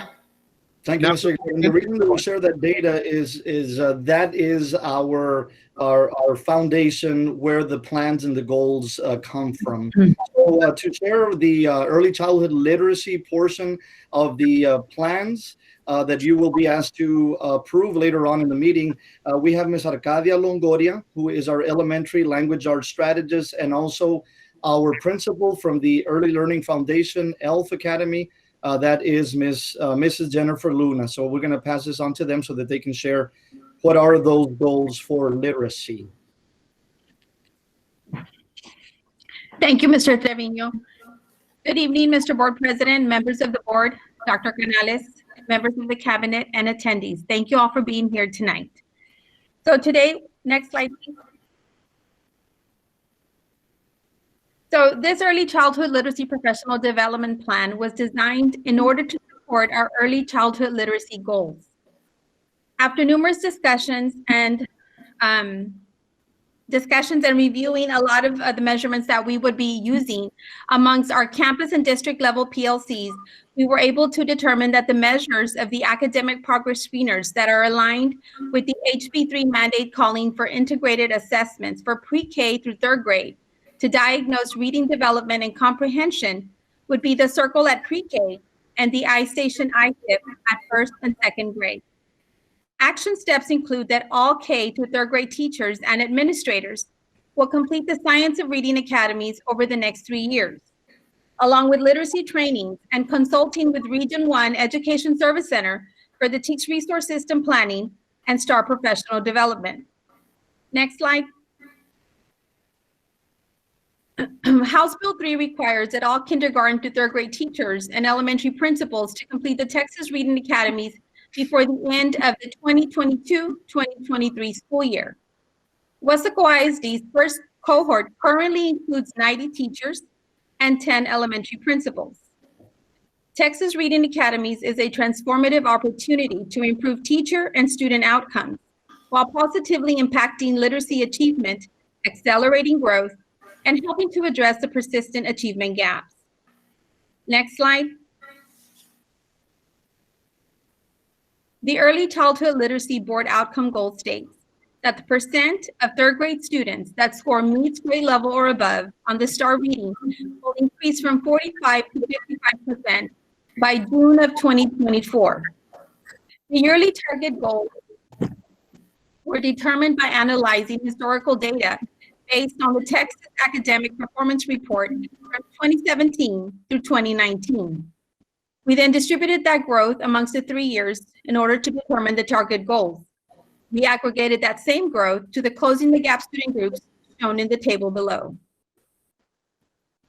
And now we will have Ms. Jennifer Luna present Progress Measure 1. Good evening, board members, board president, Dr. Canales. I will be presenting Progress Measure 1, and for Progress Measure 1, we start with pre-K. And the assessment that we are using to assess our pre-K students is the Circle Progress Monitoring System. And this is the Circle Progress Monitoring System is a standardized test that it assesses our students in the phonological skills. And if students have a good grasp of an understanding of the phonological skills, they will transition into reading much smoother. So this assessment assesses syllabication, onset rhyme, alliteration, and rhyming. And then we'll get the overall measure. Next slide. So for Progress Measure 1, the percent of pre-K students that score on track. And on track means that students have a good understanding and a good grasp to their phonological skills on the Circle PM Literacy Diagnostic Assessment, and will increase from 55% to 67% by June 2024. And if you notice, we get the WISD overall pre-K students, but we're also looking at the different demographics. We are looking at our Hispanic students, our special ed students, our ECO-DIS, and our EL students. So we will be tracking our students every year to show their growth.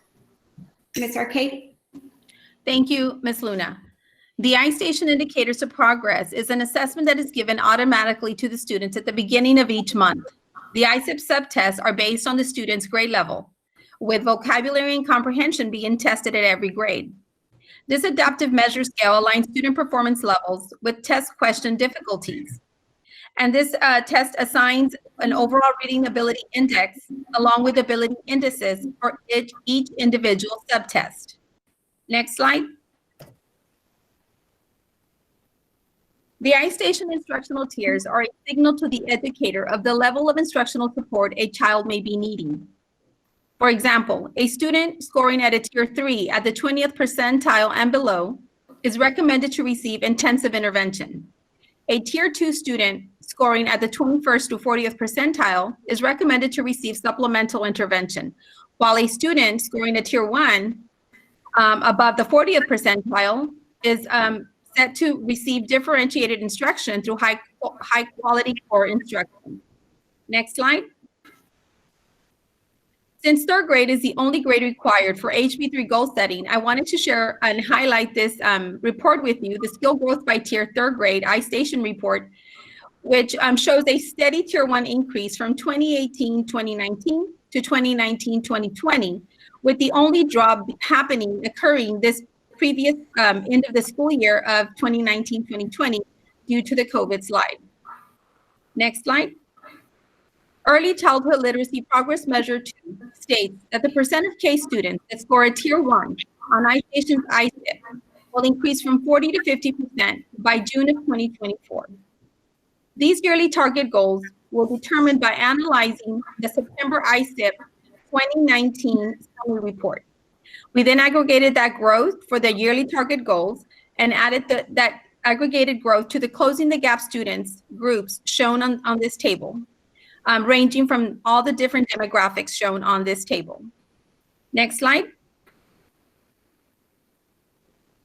For the Early Childhood Literacy Progress Measure 3, it states that the percent of first to second grade students that score a tier 1 on iStation's ISIP will increase from 44 to 54% by June of 2024.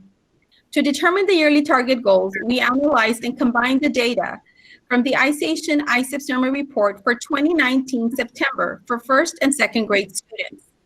We then aggregated that growth to the Closing the Gap student groups also shown at the table below. And now Ms. Perla Chavez will discuss the Early Childhood Math Board Outcome Goal. Thank you. Good evening, Board of Trustees. My name is Perla Chavez. I am the Elementary Math Strategist in collaboration with Ms. Jennifer Luna, who will be presenting the Early Childhood Math Board Outcome Goals and Progress Measures. For the Early Childhood Board Outcome Goal, the percentage of third grade students that score meets grade level and above on math STAR test will increase from a 55% to a 70% by June 2024. The 55% being the baseline generated from the 2019 STAR assessment, which is our most recent STAR assessment our students have taken. Using historical data, we calculated a 3% increase on our yearly targets, starting in the year 2020 with a 58% and ending in the year 2024 with a 70%. This increase is also reflected in the Closing the Gap section of this table, including Hispanics, special education, economically disadvantaged, special ed former, ELs, continuously enrolled, and non-continuously enrolled. Ms. Jennifer Luna will now present Board Progress Measure number 1.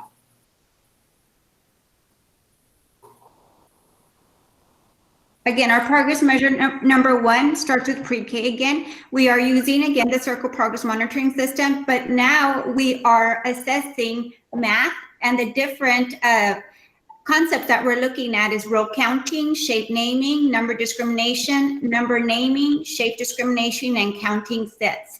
So then we'll look at the overall measure for all of the different concepts. Next slide, please. Next slide. So for progress measure 1, the percent of pre-K students that score on track, again, we're looking at students that have a good grasp on these concepts, and the Circle Math Diagnostic will increase from 79 to 87% by June of 2024. And again, like our previous measure, we are still looking at the demographics: Hispanic, special ed, eco-dis, and our EL students. Ms. Chavez? For progress measure number 2 and 3, we will be using the Imagine Math benchmark. This assessment is created by Metametrics, which is the same company that generates the quantile and lectile level that are used to evaluate STAR. This is a 30-question assessment that takes anywhere from 20 to 40 minutes to complete. The results for this assessment are given to us in quantile measures, performance levels, as well as instructional level. This assessment is broken down into 3 main subtests. The first one evaluating counting, cordinality, and numbers in base 10. The second one evaluating addition and subtraction, and the third one evaluating geometry, measurement, and data. Next slide, please.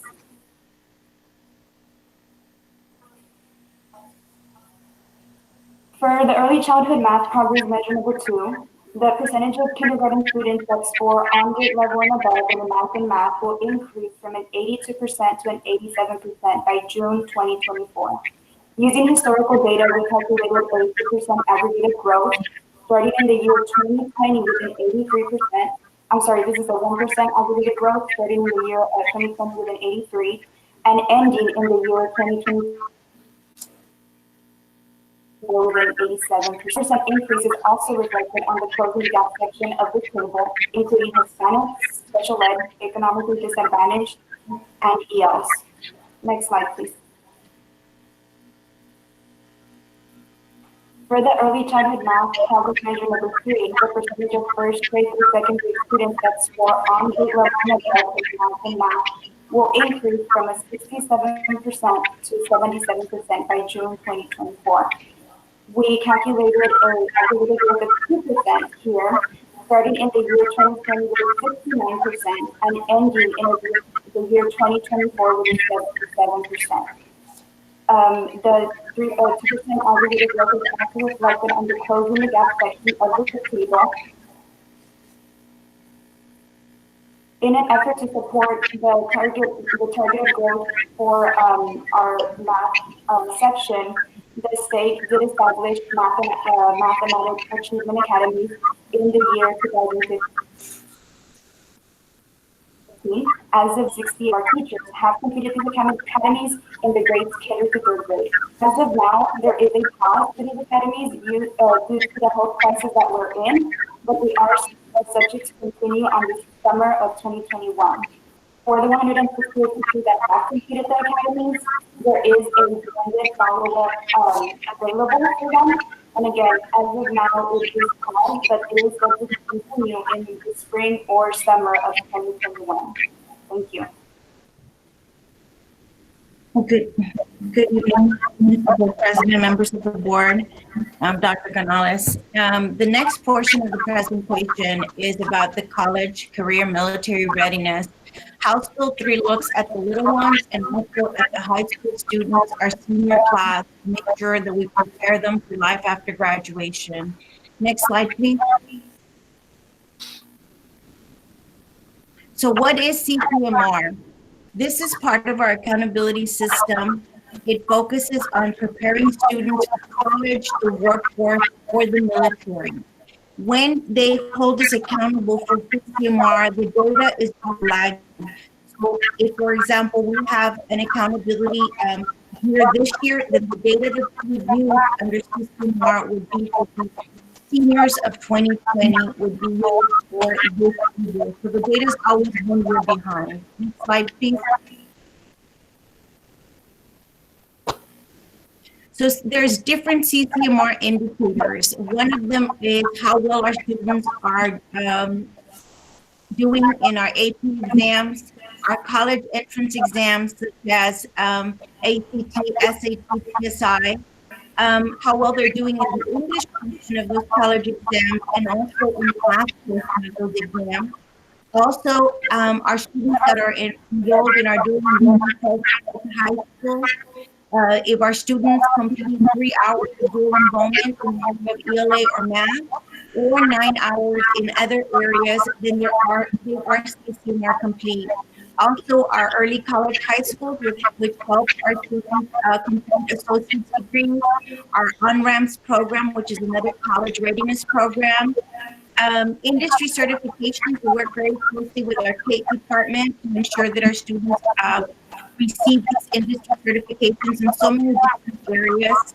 And for the special population group, if our students graduate with an IEP and workforce readiness, or they graduate under an advanced graduation plan, they're also CCMR complete, or those that enroll in the U.S. Armed Forces.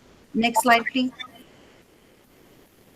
So what we look at is where we're at, what our target is, and the population that we're focusing on. We work very closely with high schools because they're focusing on the senior class. We work very closely with our high schools to make sure that we track every single senior to ensure that the CCM are complete. We have developed a database that helps us track these students on a daily basis. Next slide, please.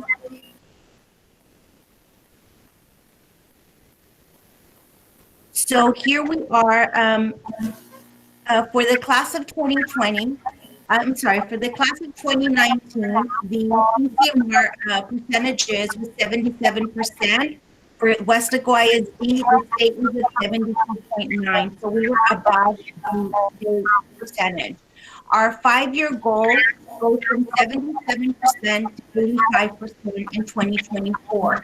Look at the different subgroups. Look at our Hispanic population, our ECO-DID, our English language learners, our special ed students. So they look at the different demographics. We have campus and district plans to target those different populations. And we make sure that we track every single one of those students to ensure that they are CCMR complete. In the area of college readiness, we look at the previous slide. We look at TSI scores in the area of math and reading. We look at the military. In the past, any student that was interested or had an intent to enroll in the military would be CCMR complete. Now they have to have enlisted to be CCMR complete, but there is word that they're going to eliminate that category completely from CCMR. So we track all of these students on a daily basis to ensure that they are CCMR complete. And our high school counselors play a very important role in this. They work very hard in tracking students and meeting with their seniors to ensure that they meet CCMR criteria. Next slide, please. So what we do is we monitor it. We have calendars in place to ensure that we're monitoring this throughout the year. We have the database that I shared. Database tags our students that are complete, those that are in a class that may be potential CCMR students, and those that are incomplete. The way to ensure that all of our students graduate CCMR complete is to monitor that very closely and work with campus staff. But this is a team effort. We work closely with Kate, we work closely with our special ed department, our counselors, everyone has a role in this. That's my portion. Thank you. Now I'll turn it over to Mr. Abel Aguilar. Thank you, Mrs. Brewer, and thank you to all our presenters for doing an outstanding job. So, Board of Trustees, you did receive a presentation from the district's perspective on the HB3 Board Adopted Plans and Goals. If you have any questions regarding the district's perspective, we also have campus-specific plans and goals for the elementary and our high schools, and our principals are readily available to answer any questions, or our content area strategists are also readily available if you have anything specific to a certain content area.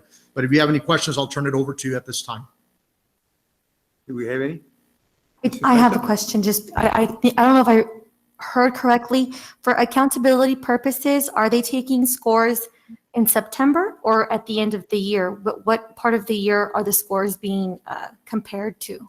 So that's a very good question, Mrs. Staita. Thank you very much for asking that question. So one of the biggest questions when we were working on the HB3 plans was, again, this HB3 was adopted in 2019, so it was pre-COVID.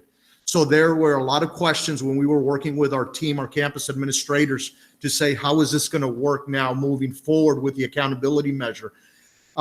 The legislative session is going to convene again. It's biennium, so they're going to come again this January, and they're going to be having that discussion. And I'm more than certain that this is going to be a huge component behind it, so they can give us some guidance moving forward. So there will be flexibility moving forward with this because, of course, the growth measure is going to be a big concern for us since we haven't had assessment. We didn't have an assessment last year. And again, this year, it's not going to count for accountability, but we're still going to assess. Secondly, a lot of that is measured on that growth from year to year. So once we receive some guidance, then from there, we'll come back and we'll reconvene as a group and make those adjustments moving forward. But we did look at our numbers, and we were taking COVID-19 into consideration when those progress measures were established. Okay, because I know as teachers, September, you have that, it was summer, the kids have been off. So, you know, they come back to school in September's, you're just getting to know the kids are getting to know you. So the teacher hasn't really had much time to work with the student in September. But then again, you're looking at what he did or she did, I guess, prior to being with that teacher. Unless you go to the end of the year and use those scores, well, then that reflects on the teacher. But absolutely, something to think about. Yes, ma'am. Thank you. Any others?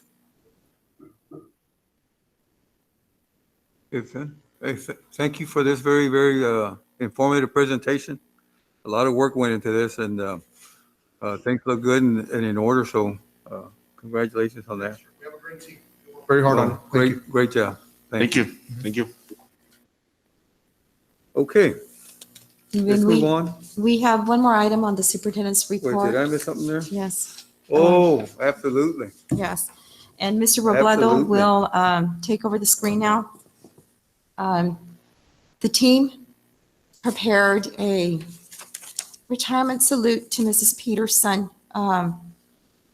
Seems like just 2 weeks ago.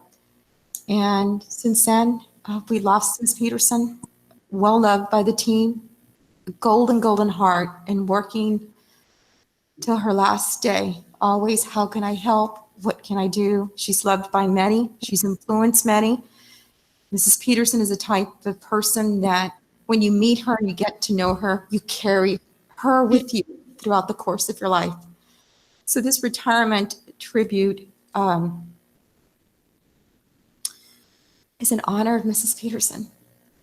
And we'd like to play, it's about a 7-minute video honoring her. Mr. Robledo.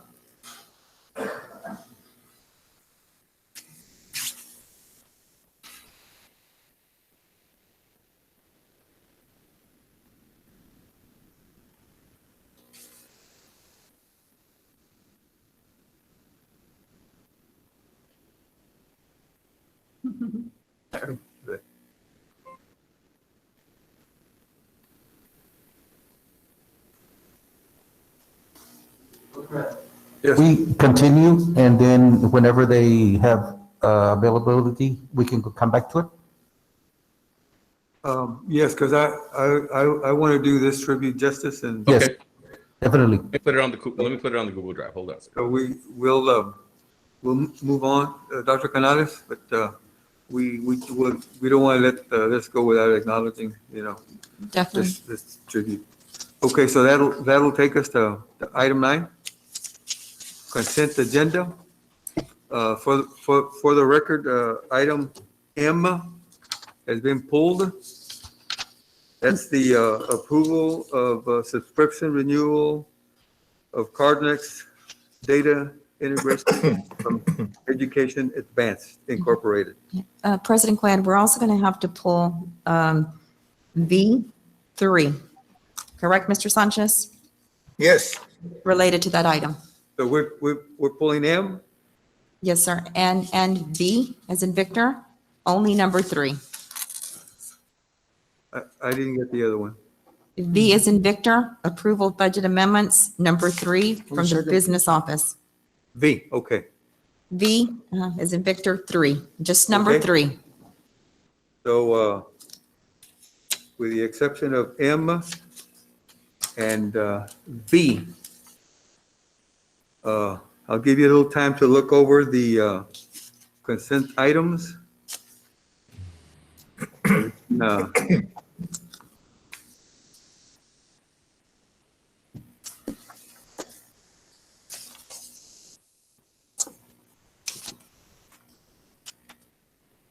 let's move on. I'm going to ask each of you if you have any items that you'd like to pull before we approve the agenda. Mr. Nieto? None. None. Mrs. Usaita? None. None. Coach No, sir. Trevino? None. Dr. Rodriguez? I have none. Mr. De Los Santos? None, sir. None, thank you. We don't have Mr. Gonzalez yet, none? And I have none myself. So do I have a motion to approve the consent agenda with the exception of M and V? Who did I get a motion from? Coach, for clarification, V3. V3. Stand correct. V3.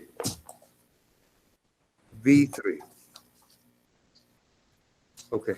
So do I have one?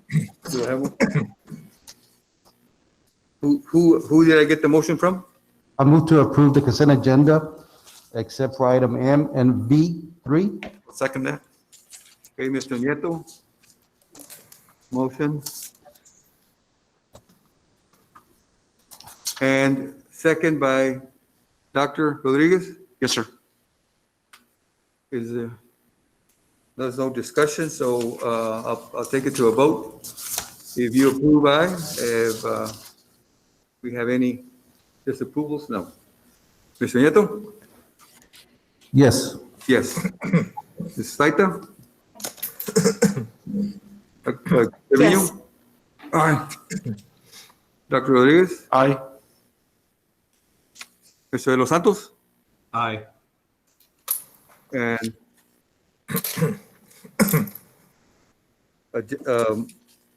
motion, what's the correct term for that, Mr. Nieto? Motion carries. Thank you.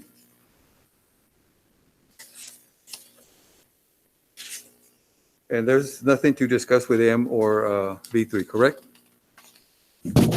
So that will take us now to item 10, discussion items. A, interim financial reports for the 3 months ending November 30, 2020. Dr. Canales? Board of Trustees, this is a no action item, and our Assistant Superintendent of Business and Finance, Mr. Andres Sanchez, will highlight items on the report. Mr. Sanchez. Yes, Dr. Canales, Mr. Cuellar, members of the board. I will report on the budget comparison report for the 3 months ended November 30, 2020 in the general fund. From the budget of $175,776,721 budgeted, we have received through November 30, $54,221,498. That represents 30.85% of the budget. For 3 months of the year, that is the equivalent to 25%. So we are 5% over the amount earmarked that we should be receiving by now. And that includes local sources, most of which is property taxes, state sources, which is the money coming from TA, and federal sources, mostly, which is the National School Lunch Program.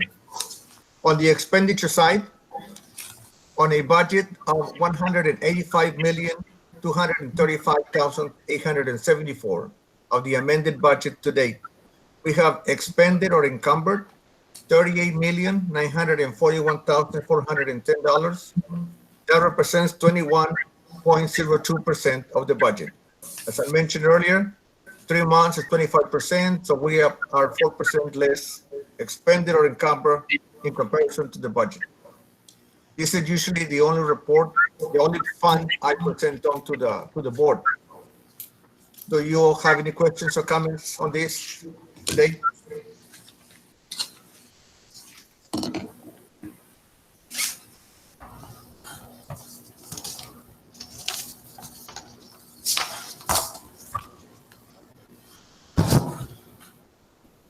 That is it?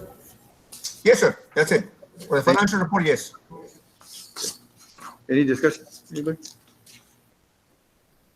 B, acknowledgement of the Hidalgo County Tax Office Collection Report for October 2020, current taxes and delinquent taxes. Dr. Canales. Board of Trustees, this is also a no action item. I'll highlight some of the main points and then Mr. Sanchez can go through some of the finer details. Mr. Sanchez. So first, the collection of the current taxes for the fiscal year 2020-2021 through October the 31st is 0.7% lower than the current taxes for fiscal year 2019-20. The collection of delinquent taxes for fiscal year 2020-2021 through October 31st is 1.47% higher than the delinquent taxes for the fiscal year 2019-20. The column for tax modifications represents the cumulative tax adjustments reported by the Hidalgo County Tax Office for the 2019-2020 fiscal year in their October 2020 report. For budget information, current taxes, we budget at 91%, delinquent taxes at 10%, actual collections right now are 1.07%, and actual collections for delinquent taxes are 6.08%. So, Mr. Sanchez, would you like to stress some of the finer details on this? Yes, Dr. Canales. The 1.07% of collection that we have is represented by collections $280,245 received to date on the current levy. And this amount is adjusted by the fact that we have tax modifications. Those are increases on property values, either maybe from appeal that were not successful, or properties that were land, agricultural land, they became residential. The value goes up, so more taxes are assessed. So taking the tax modifications into consideration, the percentage of collections is 1.07%. On the delinquent taxes, which is the prior years, the collections amount to $250,781. And that represents the 6.08% mentioned before. And this amount is higher than last year. Somehow the amount is higher. I expected it to be lower than last year, but it's good. That's my part of the report. Any discussion? Anyone? Andres, thank you. And item C, acknowledgement of the Hidalgo County Tax Office Collection Report for November 2020, current taxes and delinquent taxes. Dr. Canales. Board of Trustees, we did receive this report to be able to report it today. It is a no action item. So, Mr. Sanchez, do you want to lead us through this one? Yes, thank you, Dr. Canales. For the November, through November 30, 2020, the current taxes, now one more month, shows $2,251,879 collected. That is 8.61% of the amount on the levy. And that amount compared to the prior year of 8.29 is 0.32% higher.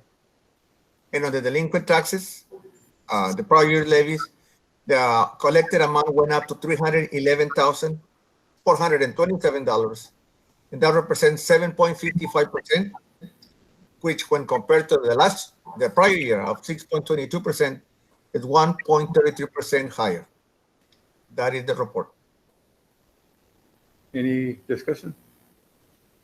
Andres, thank you. Yes, sir.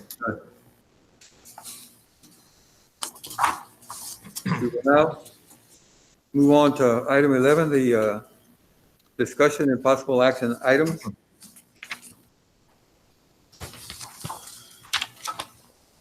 A, discussion and possible action for the board to consider approval of the administration's ranking recommendation of the proposal received for the bus drive and teacher parking lot repaving project at Weslaco High School, CS number 21-12-18. Dr. Canales. Board of Trustees, on November 11th, 2019, the board approved this project. I'm sorry, is it good? No? Yeah, may I proceed with item A? I don't know, was there a pause? Oh, sorry. So on November 11, 2019, the board approved this project. It's a concrete bus drive for Weslaco High School, located in the teacher parking lot. It's a very poor condition. It's needed replacement. There's some concrete damage throughout the bus drive. with some of the wire mesh already exposed in some spots. So it's a teacher parking lot. It also is where our buses drop off and pick up the students at Weslaco High School.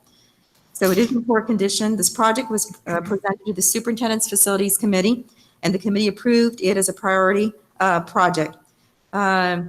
So Board of Trustees, we are recommending that you approve administration's ranking of the proposals received for the bus drive and teacher parking lot project at Weslaco High School.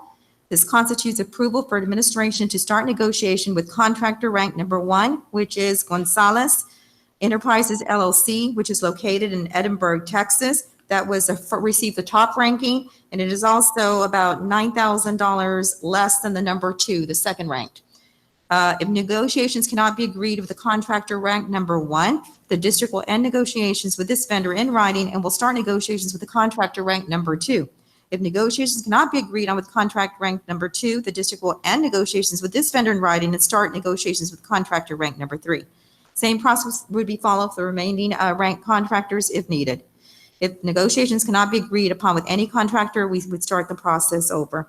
So board, this is a discussion and action item, and I turn it over to you for discussion or action. Do I have a motion? I'll move to approve. Dr. Jaime motions to approve. I second. Do I have a second? Jackie? Any discussion? None? Okay, let's vote for approval. Saying aye. Mr. Nieto? Mr. Laita? Aye. Portillo? Aye. Dr. Jaime? Aye. Mr. De Los Santos? Aye. Motion carries. Mr. President, Andrew Gonzalez just joined the meeting. What was that again? Andrew Gonzalez just joined the meeting. Okay, did you get a time for, let the record reflect that Mr. Gonzalez has joined the meeting? 8:26. 8:26? Okay, Mr. Gonzalez. I did not ask you for a vote, but the motion did carry. Okay, item B.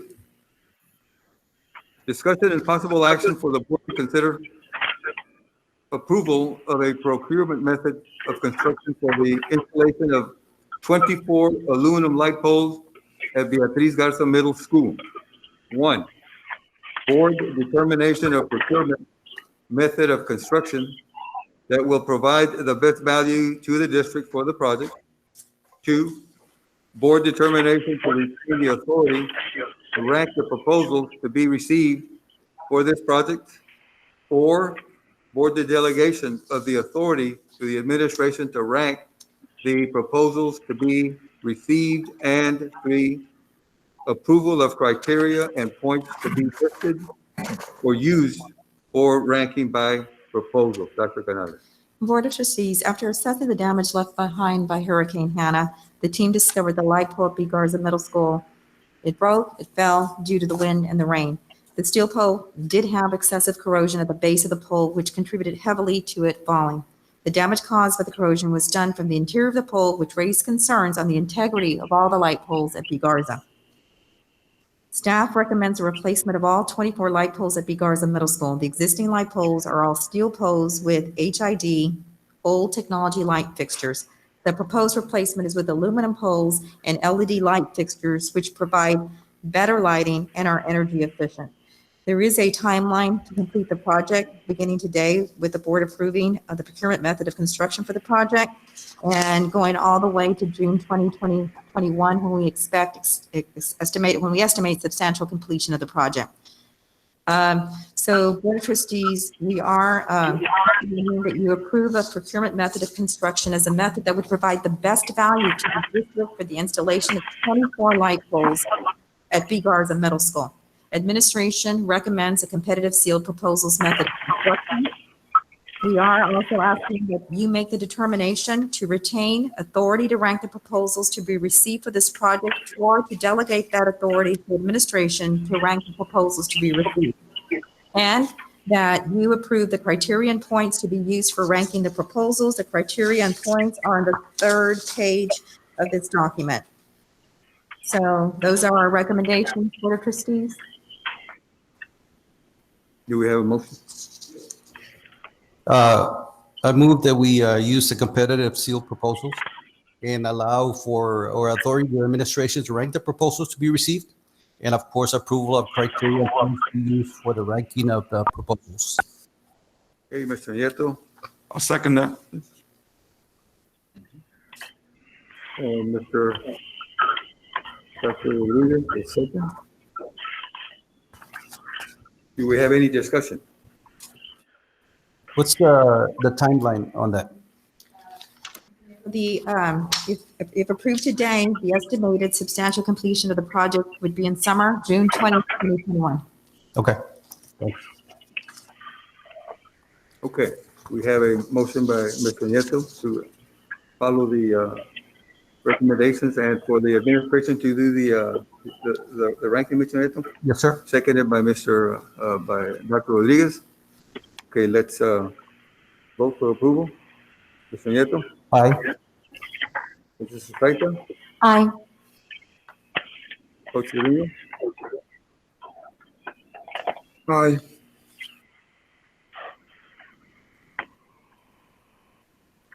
Dr. Jaime. Aye. Mr. Los Santos. Aye. And Mr. Gonzalez. Aye. Thank you. Item C. Discussion and possible action for the board to consider approval to hire a structural engineering firm to assist the district with a structural assessment of the 24 existing light poles at Beatriz Garza Middle School. Dr. Canales. Board of Trustees, we are recommending that you approve to hire Shameen Engineering LLC to assist us with the assessment of the 24 existing poles at B. Garza Middle School and the generation of construction drawings and specifications as necessary for the project that was just approved. I move to approve based on administration's recommendation. Okay, we have a motion by Mr. Gonzalez. Second. And a second by Mr. Nieto. Mr. Nieto. Any discussion? Dr. Canales, what's the engineering fee? What's the fee for this proposal? The proposed cost is $7,500, Mr. Nieto. Thank you. Any further discussion? I had a question. Okay, let's vote. Or pardon? Yes, I had a question for Dr. Canales for the administration in regards to the engineering. Can you hear me? Yes. Yes, sir. Okay. I understand you're going to hire an engineering firm and then we're going to go out for construction. There isn't firms out there that do both. I know there's a lot of commercial firms that have in-house engineers, drafting, et cetera, and construction. Has those options been looked at just to kind of maybe save them the cost? Instead of consulting with multiple, using different levels as far as hiring an engineer, then hiring a construction company, et cetera. A lot of commercial companies already have that built in. Yeah, that's a good question, Mr. Los Santos. Mr. Sanchez, would you like to respond to that? Yes, Mr. De Los Santos, to do something like that, that would be a design build type of project where you have a contractor and engineer in the same firm. You will have everything in one group. That's an option that we have considered before for other projects. We didn't do it on this one because we had, I had mentioned during the facilities discussion that we had worked with Mr. Chanin. He had already come to look at the school, so he was familiar with what we had and why we went recommending him and going through the construction process. Initially, we wanted to purchase the light poles ourselves, go through the buy board. We got quotes on several vendors, and we had a recommendation. And then we said we have this, we can get the installation done by another believe it's buy for vendor as well, and we can get it done. But then when we started looking at it, we said, if we do these things together, that's about $54,000. And it may appear that we're going around the legal way that says that when a construction project is 50,000, the board has to adopt a method of construction and then select one of the methods to do the project. So at that time, we decided, no, you know what, let's do it a construction project. And so we were familiar with the engineer. I said, well, let's go for method of construction. He can give us the specs. We go out for proposals. When we get him, he can help us inspect the installation and get it done. That's why we went this way. If I can also add, Dr. Canales, Mr. Dos Santos, this is Coach Rojas. It's also, in our experience, it's always been smarter in the best interest of the district to keep those two entities separate, because we find that the structural engineer is going to represent Weslaco ISD, and keep the lookout for Weslaco ISD, and not necessarily a full joint effort to where a contractor going to want more work, and so it's just always it's smarter to go this route, to keep them separate. I have a comment because this is structural and we're looking at the existing light pole base. Is there any option, because it's pretty dark out there, instead of re-drilling or remaking a light pole base where it's at, moving it to another area instead of hiring a structural engineer to just basically cut that out and just construction-wise make a light pole somewhere else instead of dealing with the existing one? Another assessment, right? That is something that could be done, Mr. Taita. Coach, go ahead, continue. Yeah, no, I'm sorry. I think that there is an option, Mr. Staita. One of the things that we do know for sure is that the new poles will have LED lights, which are going to be a lot brighter than what we already have, and that's gonna make it a lot better. And so, but definitely we can look at it. That requires a different assessment to check the candle lights around the parking lot. But that's certainly something we can look at as well. Yeah, I think in terms of cost, maybe that, I don't know if it would be less, but because you can still put the LED lights on a new light pole base, obviously, just move it from where it's currently existing and get rid of the structural part. Yes, it can be done, but if we have let's say that we have to install a new pole somewhere else, we will need a structural engineer involved to provide the plans for that. The design, right. And if I may clarify something, on the fee that was mentioned earlier, about $7,500 for the engineer, the cost of a MEP engineer, electrical engineer, is not included. That will be additional cost, and is mentioned in the agenda item. Okay.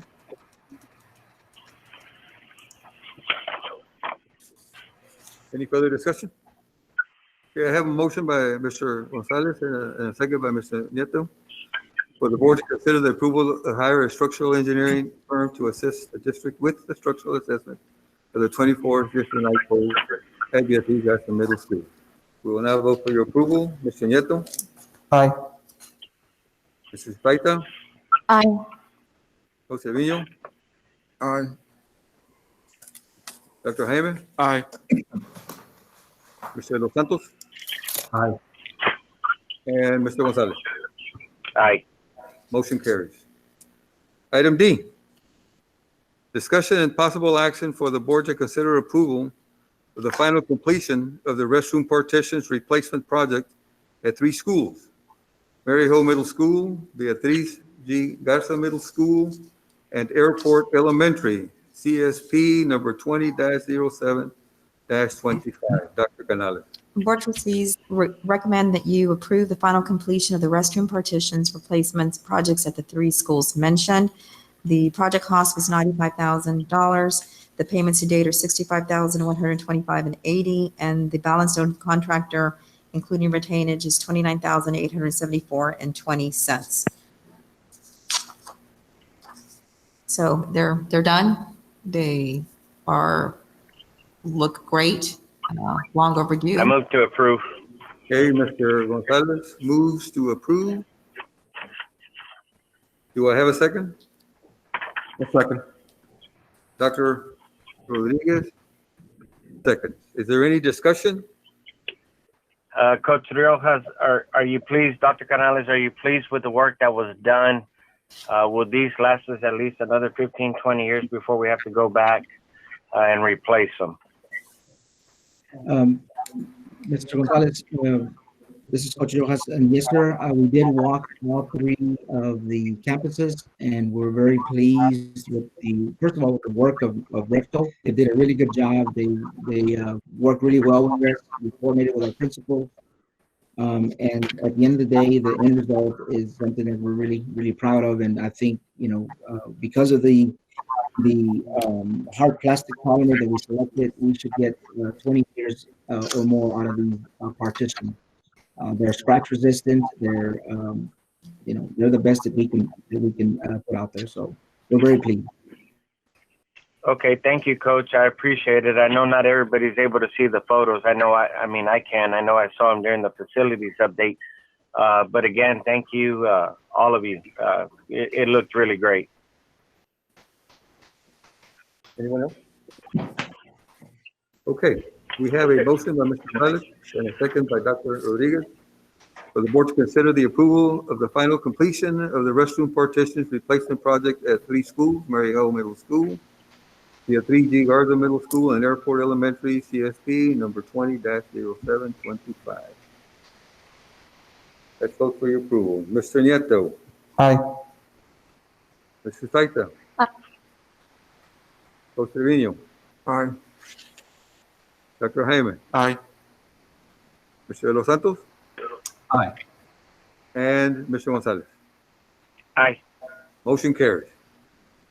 Item E, discussion and possible action for the board to consider approval of the schematic design phase and design development phase for the construction of the Pete Abrigo Ag Complex remodeling and improvements project.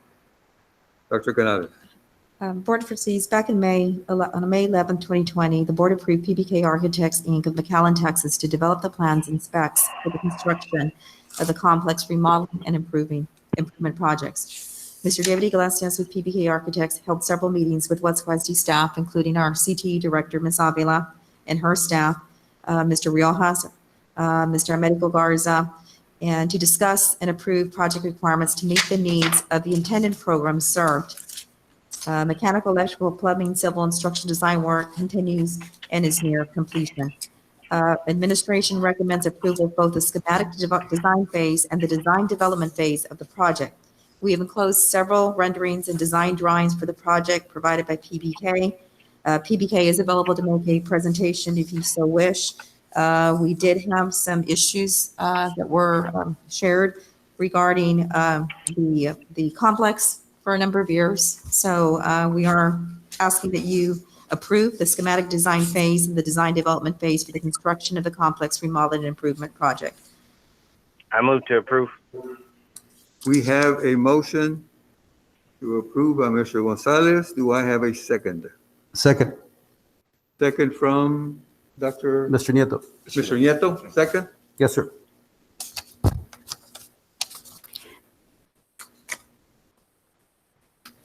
Okay, do we have any discussion? Yes, PBK, Dr. Canales, what other projects has PBK done with for Weslaco ISD? They've done quite a bit, Mr. Nieto. I will ask Mr. Riojas to share some of them. Mr. Riojas? Yes, ma'am. Thank you, Ms. Rojas. Yes, PBK has done several projects for us here recently. They recently finished the renovations at both West Cohana and West Cruz athletic facilities. They also did Sam Houston Elementary, I believe. And so they've done quite a bit of work for Weslaco ISD, and they've got a really good history with Weslaco ISD. And we've got a good working relationship, and they've just really, really exceeded expectations. One of the things that we enjoy and we like about PBK is it's kind of a one-stop shop. They provide with the interior design, exterior design, color renditions. I mean, it's a full-service architectural program.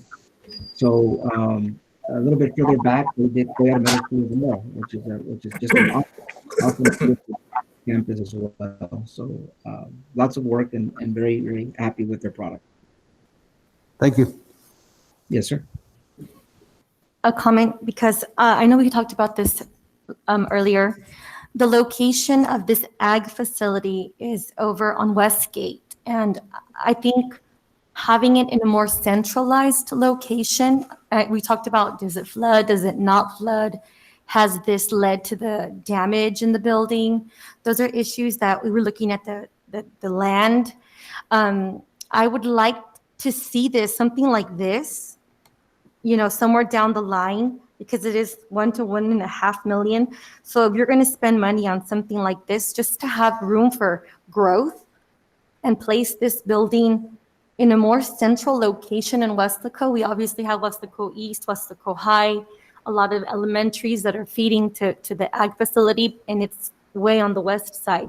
So I was thinking something more centralized. I don't know, maybe Bridge Avenue, somewhere else down the line where we can have it in a different location than what it is now, is something to think about. I had a question as well. Mr. Riojas, there is no other options with the current facility, because the only thing that I'm thinking about is funding. And I know we just had a meeting yesterday with Mr. Sanchez, and he expressed to us what our current status is within the district. And to me, it does concern me at least, and I'll bring up that right now. There is no other options as far as maybe buying us some time, because we are expecting unexpected costs due to the COVID-19 going into spring. I know that there's things coming down the line that the district is working on, that there may be proposals later to make our classrooms safer. And those type of initiatives haven't been budgeted. So is there so this facility is a complete tear down. This is where the animals, these are the holding pens for the animals, correct? That's the large building that we see over at the ag farm. Yes. So according to the engineer that was hired, there is no other remedies, and as far as bringing it up to code, making it structurally sound, so that maybe we can look at options like Ms. Ustaita said, looking at a new location that benefits both high schools and avoids flooding, and then also can assist us with our budget at the moment, because due to unexpected expenses with COVID-19. Mr. Santos, thank you, sir, for the questions. And Dr. Canales, I have Mr. Americo here as well. So I'm going to answer the questions. We have studied some options. We've looked at some options. I think the concern that we have is just all the overall safety of the building. We did, in reviewing the report from Chanine Engineering, 60% of the building's footings are at a stage 4 of corrosion. Okay, that's very dangerous. Also, an overall assessment of the structure is on stage 3, based on the assessment from the engineer. And so the options that are available, I think, in discussing with Mr. Iglesias with PPK, is of course to demo that particular building, roughly about 14,000 square feet, and then rebuild right there in that spot. That will, we have a budget number, very rough budget number, but roughly around 750,000. Okay, and that would be the demo and then rebuild, right? About 750, and those are very rough numbers. So please don't hold to the numbers, but very rough numbers. The engineer also does mention in his report that we can also look at furbishing, sandblasting, recoating some of the beams, replacing some of the beams that are in bad condition, especially the ones that are on stage 4. But again, as per engineer recommendations, they recommend that is an option, but it's an option that is going to be very costly. that, obviously, sometimes building new is going to be cheaper than remodeling. That's usually the case. So build brand new at a different site, or just to stay adjacent to the site that we have there at the facility. We're looking also between 500,000 to 700,000, keeping with the same square footage. Okay. So that's 750,000 for construction. What are we paying PBK? What are their fees for the? They're at a 6%, más o menos 6%. 6%, 750. Mhm. Yes, sir. And then, of course, this is why we looked at the option of utilizing the 400. What have we got? The Equine Center. It's a huge building. It would give us the opportunity to consolidate both schools. Take care of not only the goats and the lambs, but the cattle, goats, lambs, and pigs on the one roof with an arena that can be a multi-purpose arena, and utilize that building that's structurally sound, in great shape. Obviously, it would be a whole new renovation, which would create a really nice atmosphere for our students that are involved in FFA. So those are the three options that we have looked at, and más o menos the pricing involved to each option. So replacing. Are there kids going right now during this time with COVID, or is it not being utilized right now, or is it being utilized for? I believe there. Hold on, Coach. Yes. Coach, and those are great questions, Mr. Saita and Mr. De Los Santos. I appreciate your concern. And maybe once your kids are old enough and go out there, but today alone, as I'm on the road, and I've been on the road for the last few hours, I've had concerns over people on this item. Now, we have a building that is structurally unsound. My kids have been there. My kids have lost goats. Other people's have lost their animals. Those are financial burdens on some of the families. However, you say about purchasing another property, well, then you got to purchase the property, aside from build a facility of that size, of that nature, up to spec. Number two, if you move it towards the city, we may not be grandfathered in the property that we may purchase. So those are things to consider. Now, you ask about animals not being there. Well, obviously, because of COVID, we have to keep our animals outside so that we can keep our kids safe at the time. At the same time, we do have some animals there because some families don't have a place to store their animals, and that is the only place. Aside from that, we also have classrooms there that both services the schools. I know some of you have been out there and some of you may have not. But again, I think the overall cost, when you look at purchasing property and building from scratch, and when you build that, might be a concern when you already have a building that has already been determined structurally unsound. And so to put a Band-Aid on something, which is what we've done for years, prior to me getting there, y'all got to go look at the hog barn. You got to go look at the other stuff. Are there concerns across the district? Yes, there's always concerns, but we've always found ways to meet those demands. We've taken care of the fine arts, we've taken care of the athletics, and we've taken care of many departments. Ag is no different than any other department. So I just wanted y'all to know that.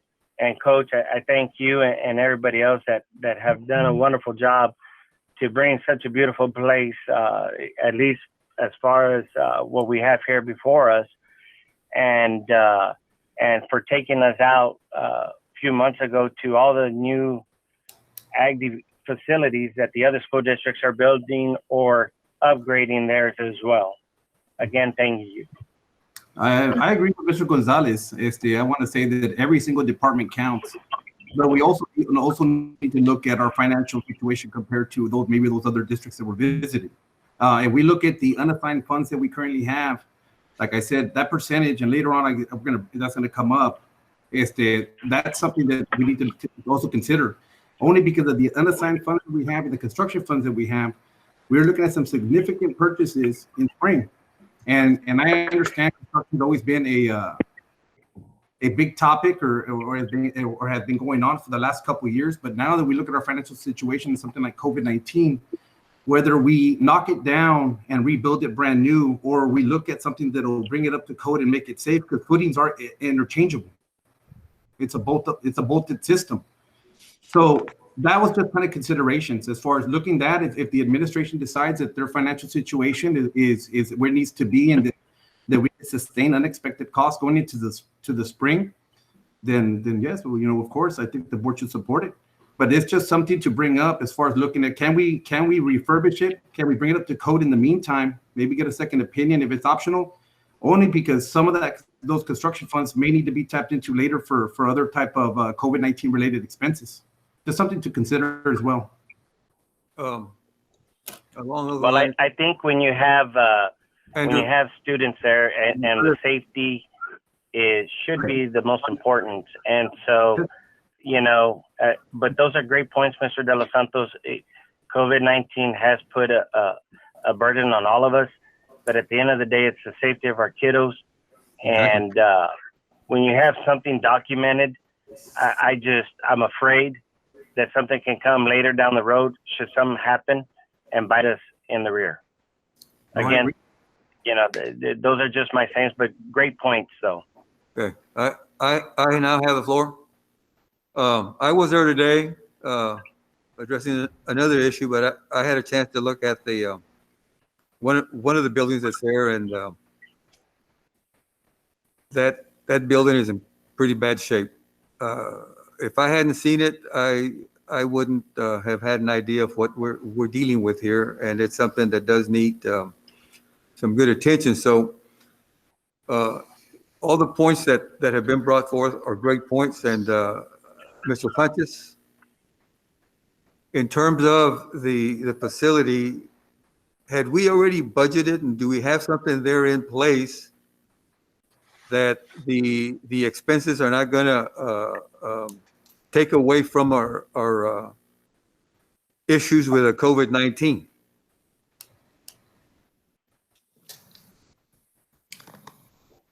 Mr. Cuellar, we have money set aside, as mentioned by Mr. De Los Santos, in the local construction fund for this project. As far as COVID-19, we have some budget right now for supplies, for items needed for sanitation, for disinfecting, for the pretty much by April or May. We have PPE for several months. So we might need more, but what we have spent so far hasn't been more than $200,000 or $300,000, including the shields that we bought for teachers and students. So that amount of money, we can pay it from it would take from the fund balance if needed.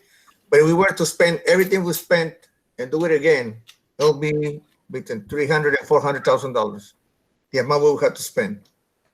But we already have all that. So we would just have to buy more supplies, disinfecting items, which might be probably $100,000, unless something else major happens that we need. We are going to get some money from the federal government through the prior purchase, what's it called?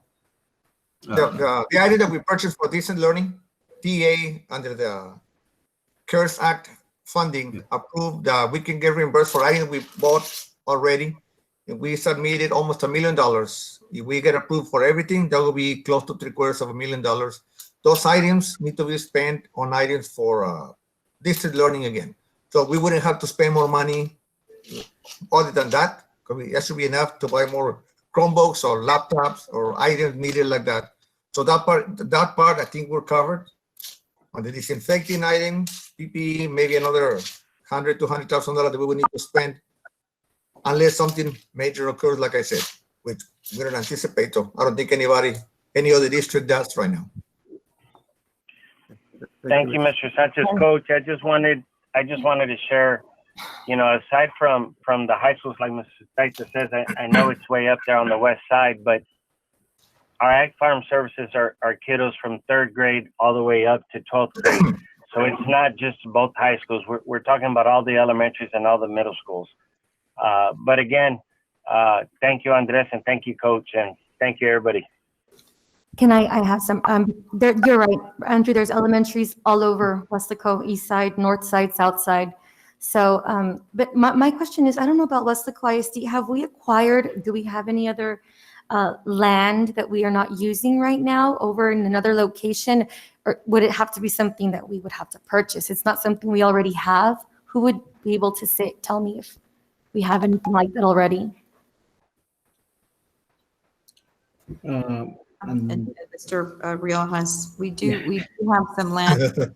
I know there's some area behind Ivada Elementary School. There's some area Weslaco East High School area, and behind CTE. I'm sorry. Yes, ma'am. Behind Big Guards. I'm sorry. Where CTE is, Calvillo Kid Complex in that area. Gonzalez Silva CTE complex area.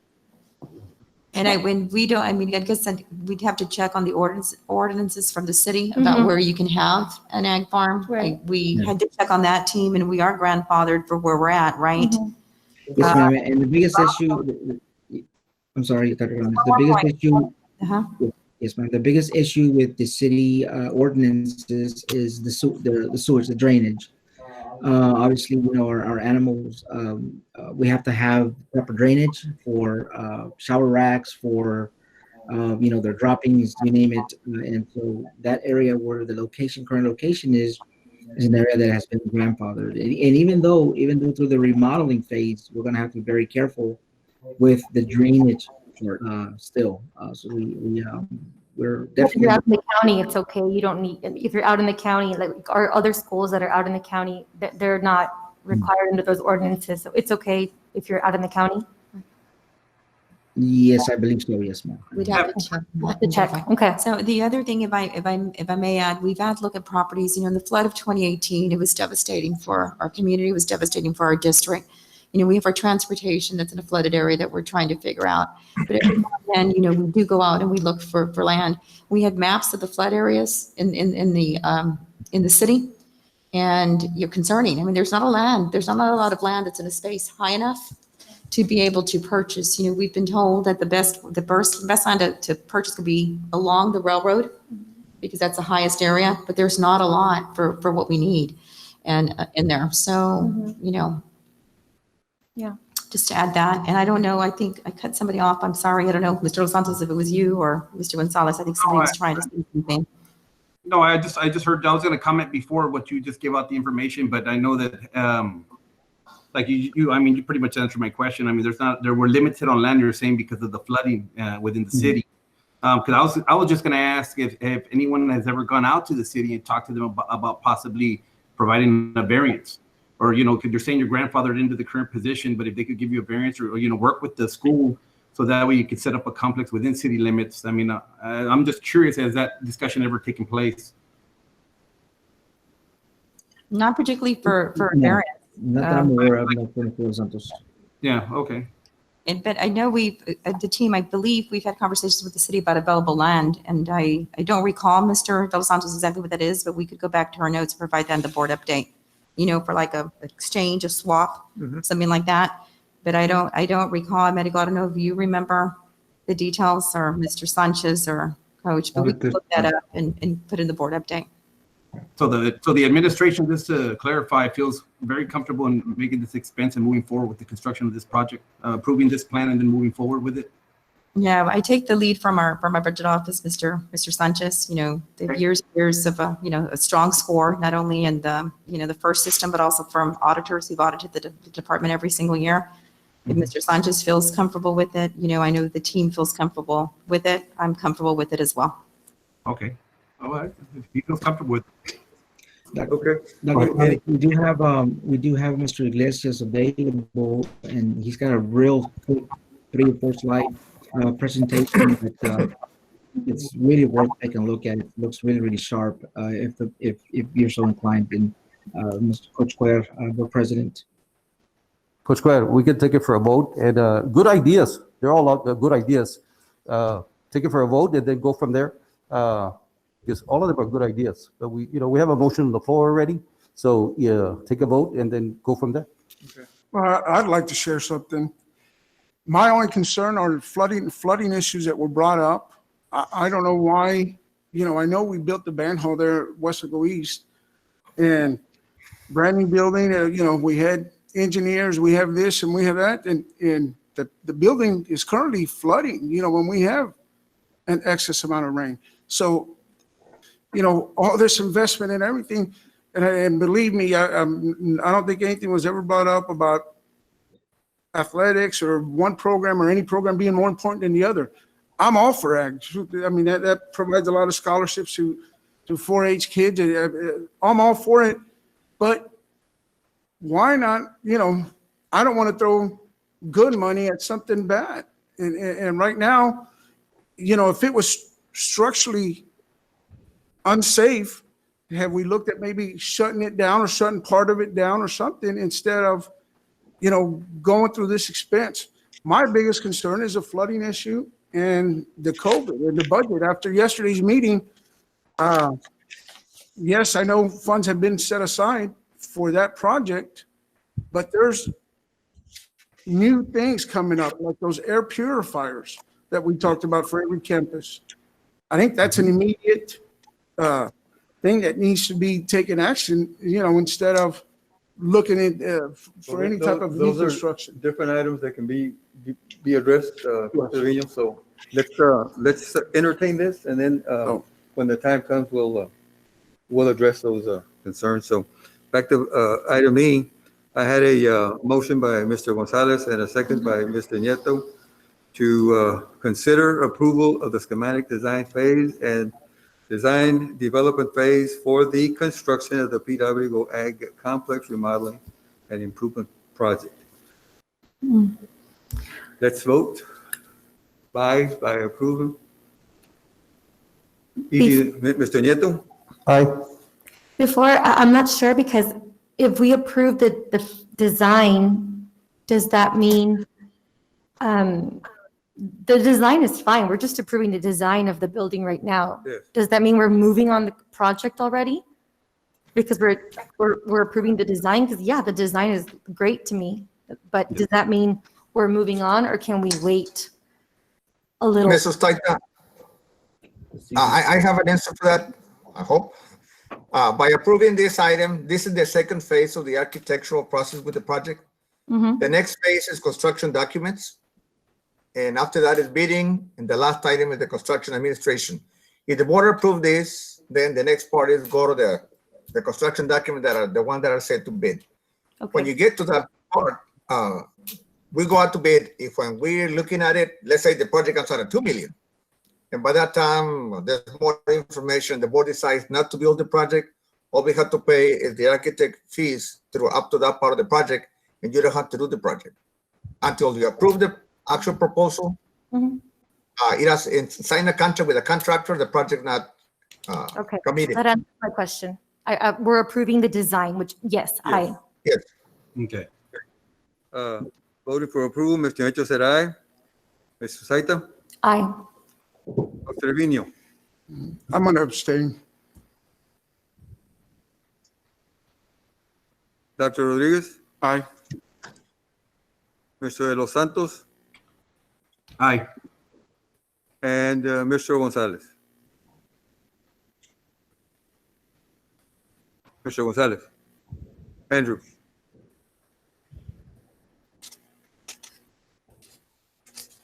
Aye, Coach. Okay, thank you. The ayes have I'm it. in and out of service. I apologize. Motion carries. Thank you. Item F, discussion and possible action for the board to approve the Weslaco Independent District Mobile COVID-19 Testing Agreement with Curative. Dr. Canales. Board of Trustees, we're working to launch additional COVID-19 testing programs within the district to benefit the students and staff of our district. This agreement will allow Curative to conduct mobile testing to take place at Weslaco High School, Weslaco East High School, and other locations as may mutually be agreed upon by the parties, and give access to the vendor for the duration of the agreement. There will be no upfront cost to the district. Curative will bill the test to applicable insurance, Medicare, Medicaid. In cases where an individual might not have insurance, a cost will be billed to the CARES Act or to other applicable governmental programs. Curative is providing a PCR test. PCR testing is considered the gold standard in the COVID-19 detection. This test actually detects RNA or genetic material that is specific to the virus and can detect the virus within days of infection, even those who have no symptoms. Turnaround time is longer, generally 2 to 3 day range, but results can be in as little as 24 hours. Testing sites will go live 15 to 20 days from the date of this agreement is signed and countersigned. During this time, Curative will hire, train, and onboard for the site, as well as market and promote the testing locations. Curative will hire from the local area to provide employment to the community. Testing is set to go live January 11th, maybe shortly after, around that time. So we are asking that you approve from January 6, 2021 to April 2nd, 2021, with an option to extend the agreement by both parties, that you approve the mobile testing agreement with Curative to provide mobile COVID-19 testing in our school district. I'll move to approve. Dr. Heyman, Second. motions to approve, and I have a second from Mr. Nieto. Yes, sir.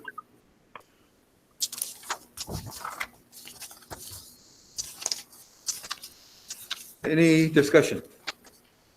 Yes, Coach. Dr. Canales, the parents won't be charged as well, correct? So if they have no insurance, just to make sure it's going to fall under the CARES Act? Yes, according to Curative, in cases where an individual might not have insurance, the cost will be billed to the CARES Act or other applicable governmental programs. Thank you. Further discussion? Okay. We have a motion by Dr. Rodriguez and a second by Mr. Nieto to approve the Weslaco Independent School District mobile COVID-19 testing agreement with the Curative. Vote for your approval by saying aye. Mr. Nieto? Aye. Mrs. Sustaita? Aye. Jose Trevino? Aye. Dr. Rodriguez? Aye. Mr. De Los Santos? Aye. And Mr. Gonzalez? Aye. Motion carries. Item G. Discussion and possible action for the board to approve a resolution designating public school personnel as frontline workers for purposes of vaccine allocation. Dr. Canales. Board of Trustees, this is a resolution that we're asking for your approval on, and it's going to ask Governor Abbott to declare all Texas educators as frontline workers so that they may receive early vaccinations against COVID-19. We have our staff, our teachers, our administrators, our custodians, just everybody who's hands-on providing education, wherever locations is needing so that our kids succeed. So this is a resolution, and according to the most recent data from the Texas Department of State Health Services, MTA, 31,678 public school students and 18,742 school employees have tested positive at some time for COVID-19 as of the week ending November 15th. So concerned about the cases, for this reason. I move to approve. Okay, we have a motion for approval from Mr. Gonzalez I second. and a second by Mr. Sustaita. Is there any discussion? Let's vote for approval. Mr. Nieto, Aye. Mrs. Sustaita, Aye. Jose Trevino, Aye. Dr. Rodriguez, Aye. Mr. De Los Santos, Aye. and Mr. Gonzalez. Aye. Motion carries. Item H, discussion and possible action for the board to approve a resolution regarding extension of leave for COVID-19. Dr. Canales. President Glad, Board of Trustees, this was presented during the workshop. So I want to just reiterate some of the key points. You are the resolution, during this resolution, it will that the Board of Trustees, that you authorize an additional 10 days of paid leave for regular employees, contractual and non-contractual, salary and non-salaried, who are lab confirmed COVID-19 positive or required to quarantine due to a directive from the district, a licensed physician or local health authority because of known close contact with an individual who is lab confirmed to have COVID-19.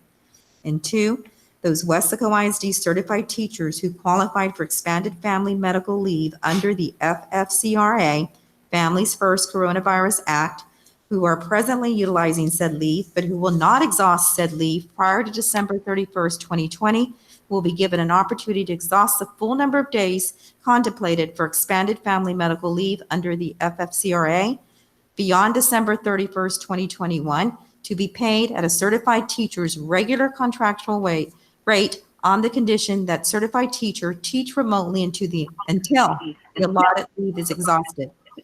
So for this one, I move to approve. well, there's one more little statement that I want to read because I did not in the workshop.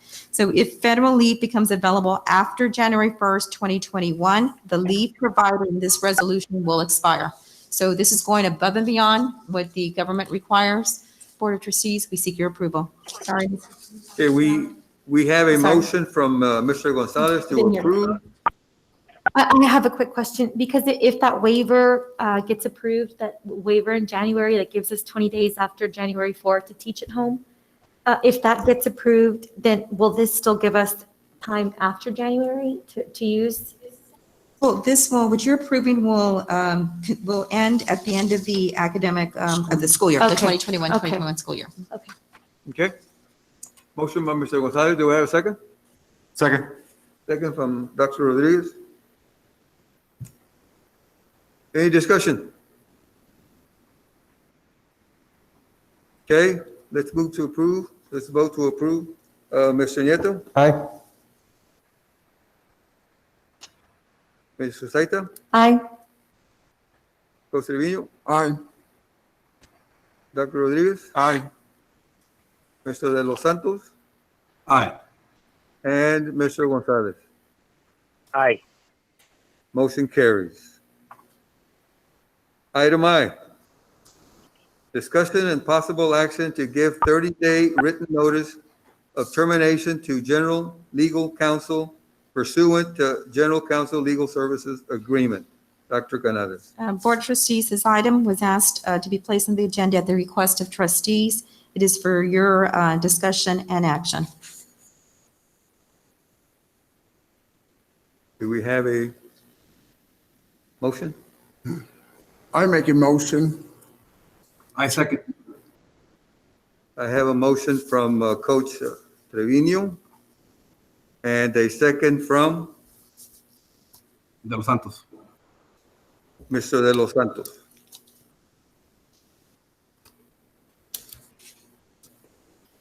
Any discussion? Yes, I know that we took it for a vote, but legal counsel has done an outstanding job this last 6 years, keeping it up us out of different situations. You know, as a professional courtesy, normally you allow yourself to get to know the firm or the attorneys of what type of job they do. And normally, as you know, as in any organization, whether it's a school organization or any other organization, as a principal, and I went to Weslaco High School, and I had to evaluate the administration to see if they're going to do their job. Also, as a head coach, you know, you evaluate your coaches. Especially if you've been successful, you evaluate your coaches before you release them. That's my take on there, because the attorneys have done an excellent job over this past 6 years. Just a quick comment. You know, I think it was about 6 months ago when we renewed the contract or extended the contract, and you know, at that time my vote was in favor, and you know, because I feel like they've done an excellent job, and nothing's really changed since that vote for me. You know, I think the firm has done a good job, and you know, I just you know, respect the work that they've done. You know, so thank you. I just want to add to, I appreciate everything that the legal counsel has done. I know we talked before, and just like like Biden, you know, building his new cabinet, president coming in, it's nothing personal for anybody to take. It's just building of a new vision. But that's really, it's not to disrespect anybody. Just wanted to add that. Yeah, Coach, I'd like to add on, number one, why, if this is y'all's official board meeting per se.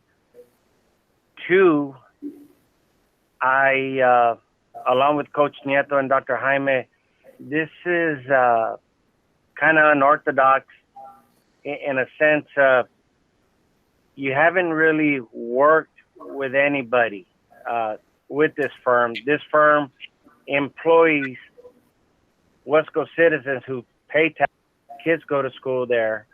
And so when you jump to the ball as far as changing, and I get it, changes happen, but not like this and not in this situation. We're not the presidency. We've always had really good representation, quality representation from que en paz descanse, Mr. Science, from O'Hanlon to our current firm with Mr. Perez. Whether y'all are singling them out, I don't know. I've got plenty of calls that we want to go in a different direction. You call yourself a new regime, is what you're saying, Ms. Sustaita. But just a professionalism to actually know what you're getting for, whether y'all looked at cost, didn't look at cost, because if you look at it, cost has gone down in the last 6 years. But again, y'all talk about transparency, you talk about all these things, yet on your next board agenda item, you have somebody there to appoint with no school law experience. And that to me is very, very unsatisfactory. And so for you just to come out and just say that, I mean, that's just kind of hard to swallow. I think y'all should have just taken the time, and it's okay. Y'all have the majority votes. Jones Galligan is gone. That's fine, but at least back it up. You have no cost of what's going to come before you. You haven't seen the work that they've done and who they work with, but that's okay. That's okay. Y'all have come. You try not to micromanage between whatever y'all do, but y'all already have a set agenda, but yet y'all want to talk about transparency. Thank you. I'd like to make a comment. And those are very interesting comments coming from you, sir. But one thing I can tell you is that we haven't voted on the next item. You're assuming that how we're going to vote on the next item, but you don't know how we're going to vote on the next item. So those are very strong comments. Got a bunch of calls. No, those are very. That happened. Got a bunch of calls. I'll let you finish. Let me finish. You're making an accusation on how we're going to vote and what our intentions are, but you do not have any of that knowledge to be making those accusations publicly. So that's all I wanted to tell you. I wanted to point that out too, because we haven't voted on the next item and you're assuming how we're going to vote, but you don't know. Okay. Name to an agenda item if you don't already know. That's all I'm saying. We have a motion by Jose Trevino and a second by Mr. Los Santos. Yes. Yes. Yes. Yes, sir. Okay. This is to give a 30-day written notice of termination to General Legal Counsel pursuant to General Counsel Legal Services Agreement. Let's move to vote. Approval, aye. If you don't approve, no. Mr. Nieto? No. No, Mr. Nieto. Mrs. Sustaita? Aye. Aye. Jose Trevino? Aye. Aye. Dr. Rodriguez? No. No. Mr. De Los Santos? Aye. Aye. And Mr. Gonzalez? No. No. We have 3 noes, 3 ayes. The president votes aye. Motion carries. Mr. President, could I say a couple of words of appreciation? Yes, sir. Thank you. I want to let the board know I respect your decision. I know it's not easy to be in your seat, and I respect your decision either way. I've been in that seat before, and I know it's not easy. Thank you for choosing to serve the Weslaco ISD community. It's been an honor to represent this district the last 6 years. In that time, I think we've represented the district diligently and vigorously in the many legal issues that they faced during that time. Our goal has always been to provide sound legal advice and give the district legal options and availability whenever there are any. Districts face legal challenges daily, and that's not more evident than during this pandemic. I'm appreciative to the various board members, including members of this board, that provided our law firm with the opportunity to represent this district to the best of our ability. If our firm can be of any resource to the district moving forward, our door will always be open to Weslaco ISD. Obviously, as a member of the community, with my children here, with our office being here, we're always going to be part of the Weslaco ISD family, I believe, and so that's not going to change. Our firm and I will always continue to support the endeavors of Weslaco ISD and public education as a whole. I want to say to the members of the board, Dr. Canales and your staff, it's been a privilege to work with you, and I wish you all much success in your future endeavors, and God bless you all. Thank you. Thank you, sir. Thank you. Thank you. Item J, discussion and possible action to appoint Attorney Eloy Sepulveda as General Legal Counsel. To authorize the administration to solicit a request for qualifications for general legal counsel services. Okay, your motion is to what? To authorize administration to solicit a request for qualifications for general legal counsel services. I'll second that. Okay, we have a motion by Mrs. Sustaita to authorize administration to solicit a request for qualifications for general legal counsel services. Do I have a second? Second. Dr. Jaime, second. Rodriguez? Discussion. Okay, take it to vote.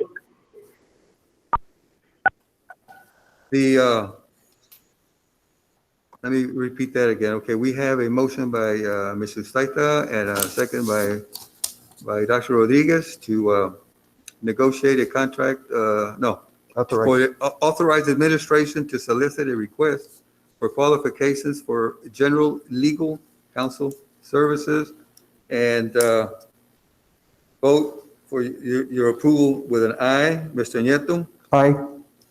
Mrs. Sustaita? Aye. Coach Trevino? Aye. Dr. Rodriguez? Aye. Mr. De Los Santos? Aye. And Mr. Gonzalez? Aye. Motion carries.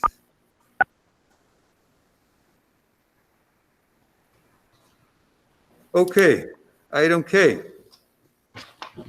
Discussion and possible action to authorize a comprehensive forensic audit of Weslaco ISD finances and operations and authorize administration to initiate the procurement process for selecting an auditor. Dr. Canales. Board of Trustees, this item was placed on the agenda at the request of trustees. It is for your discussion and possible action. Do I have a motion? I motion to accept. I second. Coach Trevino. And a second by Mr. De Los Santos. Yes. Any discussion? We have none? Okay, we have a motion by Coach Trevino and a second by Mr. De Los Santos to authorize a comprehensive forensic audit of Weslaco ISD finances and operations and authorize administration to initiate the procurement process for selecting an auditor. Let's put it to vote. Mr. Nieto? Aye. Mrs. Sustaita, Aye. Jose Trevino, Aye. Dr. Rodriguez, Aye. Mr. De Los Santos, Aye. and Mr. Gonzalez. Aye. Motion carries. Item L, Dr. Canales, we were discussing something about this item, or do I just read it as is? And item L is ready to go, President Guaya. Okay. The discussion and possible action to approve the HB3 Early Childhood and CCMR Board Adopted Plans and Goals as presented. I'll move to approve. Dr. Rodriguez moves to approve. I second. And second? Second. I had a second from Mrs. Sustaita. Okay. Okay? Any discussion? Dr. Canales? I think they're good plans for our early childhood literacy plan. I think it's important. It was a great presentation earlier. Yes. Great. So if we have no more discussion, let's vote for approval. Mr. Nieto? Aye. Mrs. Sustaita? Aye. Dr. Trevino? Aye. Dr. Rodriguez? Aye. Mr. De Los Santos? Aye, sir. And Mr. Gonzalez?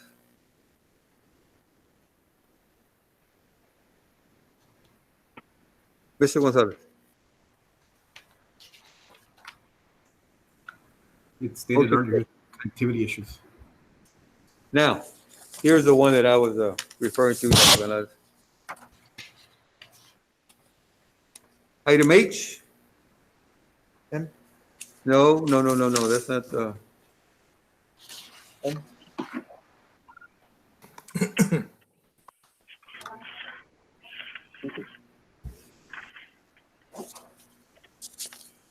It was item M.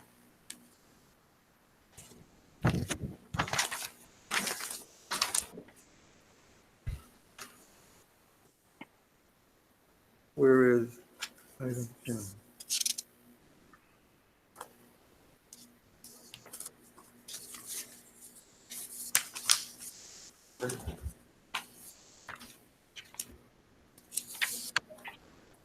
Discuss this one in closed session. Are we going to the tribute? Yes, that's Yes. what I was going to ask that. We have item M, and then we have the tribute. Thank you, Mr. Santos. Dr. Gonzalez, I seem to have misplaced item M.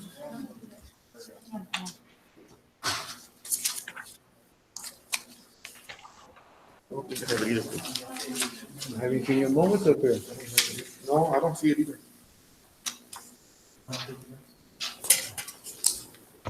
Oh, you mean on the other one? Dr. Canales, I believe this item was emailed by Rosemary earlier this afternoon to the board. Okay, I have it now. Item M, discussion and possible action to approve, ratify a letter of engagement with Mullen Coughlin LLC for investigation, legal advice, and assistance with potential data security incident. Dr. Canales. Board of Trustees, our district does carry like cyber liability insurance in the event of a network security and privacy error, privacy breach, cyber extortion threat, and other related items. The carrier impanels the law firm of Mullen Coughlin LLC to represent the district with all aspects of the data breach incident. The scope of representation includes investigation, legal advice, and assist with the response to potential data security incident. The cyber liability policy has a retention of $10,000. All expenses in excess are covered by the carrier. So we're seeking you to approve the letter of engagement with Mullen Coughlin and LLC. And it is something that we can discuss in more details in closed session.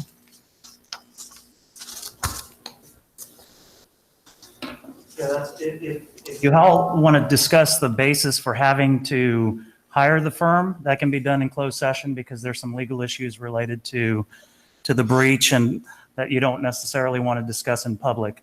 But obviously, any voting on the hiring of this firm Will have to be done in. would have to be done in open. Also, just as a point, my understanding is that the money that you spend on this law firm counts towards your $10,000 deductible. It's going to be inclusive as part of your insurance. So whatever you pay to them will go towards the deductible. Okay, for it to go into closed session, do we need the motion for that?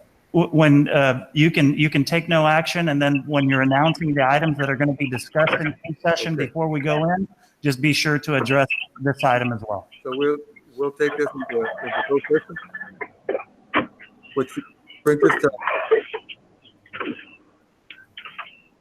item 12, closed meeting to discuss. Back to honoring. Okay, are we ready for the? We have it. Excellent. Mr. Excellent. Before we go into closed meeting to discuss these items, we now have the tribute ready for Mrs. Peterson, so by all means.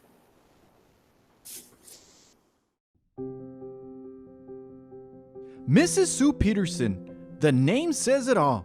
An icon at Weslaco ISD for almost 40 years.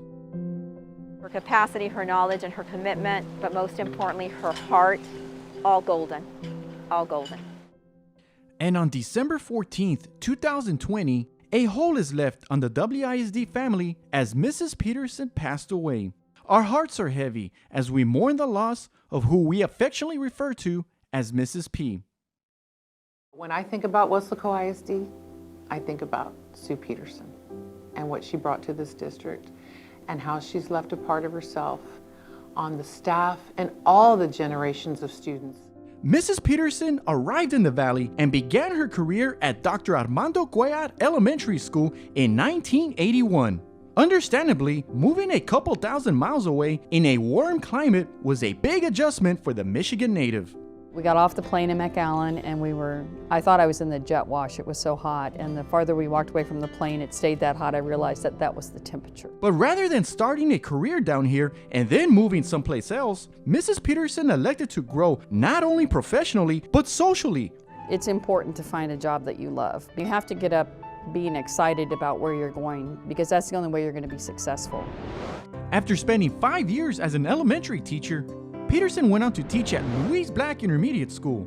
Then in the 1990s, Peterson went from the classroom into the administrative field where she served as administrative assistant, assistant principal, and campus instructional facilitator before earning her first principal assignment at Roosevelt Elementary. Students have to be first and foremost in your mind, and that all of the decisions that you make have to be what is best for students. Most remember Mrs. Peterson as the principal at Weslaco East High School, which opened its doors in 2000 as a freshman campus. It will become a complete high school, graduating its first senior class in 2004. I welcome all of you to our first graduation. Tonight we are making history. Mrs. Peterson went on to spend 15 memorable years at the school, watching all programs grow and students excel. The campus started from the ground up and produced some of WISD's most successful scholars. I have several friends that graduated, that are attorneys, work at hospitals, doctors and things like that. And it's because of, this school that gave so much to us and really pushed us to achieve. And it's all about what Ms. Peterson created. She was a presence in the hallways, always interacting with students, and was committed to supporting all students in extracurricular activities, including football games. Moments like this will always be cherished, and I will always have this on my desk to never lose those thoughts, those precious thoughts of all the wonderful things that we experienced. For a school that's heavily populated, it didn't stop Mrs. Peterson from learning each student's name, especially the seniors. A connection with students was important to Mrs. Peterson. She was strict but fair, earning the nickname Mrs. P or Mother P. It's kind of like your mom. Your mom can be kind of strict, but you never doubt that your mom cares about you and wants the best for you. I know I lecture you. I enforce the rules a little more than you think necessary. I question you about your actions, and sometimes I sound a lot like your mom. but I care about each and every one of you and wish you the very best. Be the first. And when it came to having a good time, Mrs. Peterson was always on board. She did anything, and I mean anything, to put a smile on students' faces. She wanted to do something for the kids, and if that meant, you know, a little giggle from all the kids, well then, you know, hey, that's what it meant. The school even had a twin day theme, and a few students took the ultimate dare and dressed as Mrs. Peterson. They had on, you know, gray wigs and dresses kind of in the style she wore, and, you know, pearls and the whole bit. And I mean, she laughed so hard when she saw them. Mrs. Peterson always set high standards for her students and staff. Her years of dedication and experience led her to the highest recognition, as she was named Principal of the Year by Texas Association of Secondary School Principals and HEB Excellence in Education in 2007 and 2008, respectively. To be picked from many people who are doing outstanding work all over the place, it is an honor, and it's very humbling.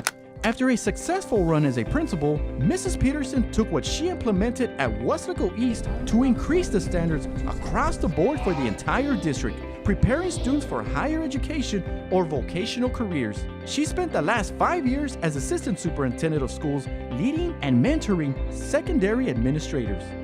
From the get-go, she has demonstrated integrity and grace and commitment. I am going to miss her so much. Her wealth of knowledge and skill rubbed off on some administrators who today are current principals. Everything from walking down the hallway, picking up trash in the cafeteria, walking around saying hello to the kids, that is something that has really stuck in my mind. I consider it an honor to hold the job that I do. I look forward to coming to work every day because I have the opportunity to be with these outstanding young people. 40 years, giving her heart, giving her soul to inspire children. Because in the end, it's all about them and the impact you make. But life lessons also come with appreciation and gratitude. Love you, Miss Peterson.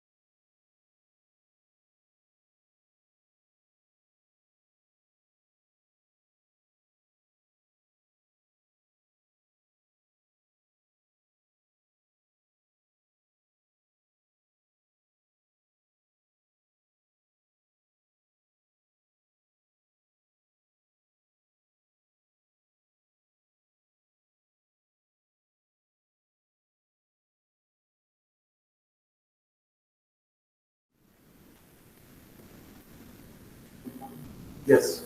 Coach Kraft, that was the end of the video. That? Yes. Okay, I thought there was another part to it. But that was a wonderful tribute to Ms. Peterson, and I can personally tell you that you could not have asked for a better person to work for. And when you talk about making a difference, she made a huge difference. And if you look at East today, to what it's become, because of her leadership and support that nobody could have asked for, as especially, myself personally. When we started, we went through a lot of growing times. And I remember going to a lot of DEC meetings where we'd watch people walk away with all kinds of trophies and stuff. And we just talk about what we needed to do to change that. Well, it didn't take long before we started getting, a few of those trophies, and it just went on, and not just in athletics, but academics. And East is definitely, because of Ms. Peterson, is on the map. So I have nothing but the highest regards for Mrs. P. Anybody else want to say something? I had the opportunity to work with Mrs. Peterson as colleagues, actually as principals from 2006 all the way to 2013. And again, highly respected. she did a lot for East. And then, of course, the central office, she did a lot for all students. So again, quite a tribute to Mrs. Peterson. She'll be missed, and I'm glad I had the opportunity to work with her for so many years. I met Ms. P back in 2013 when I came into the district, and I'm going to tell you, you couldn't respect a better leader. She led by example, and her best tribute to everything was the way she made it. She made it a point. I mean, I don't think I ever saw her miss any events at East, and knowing everybody's names. That, to me, that was the icing on the cake. I just couldn't believe how she was a master at learning every single kid's name, from a freshman to the senior. I mean, it was, I don't think there's enough principals out there that do that.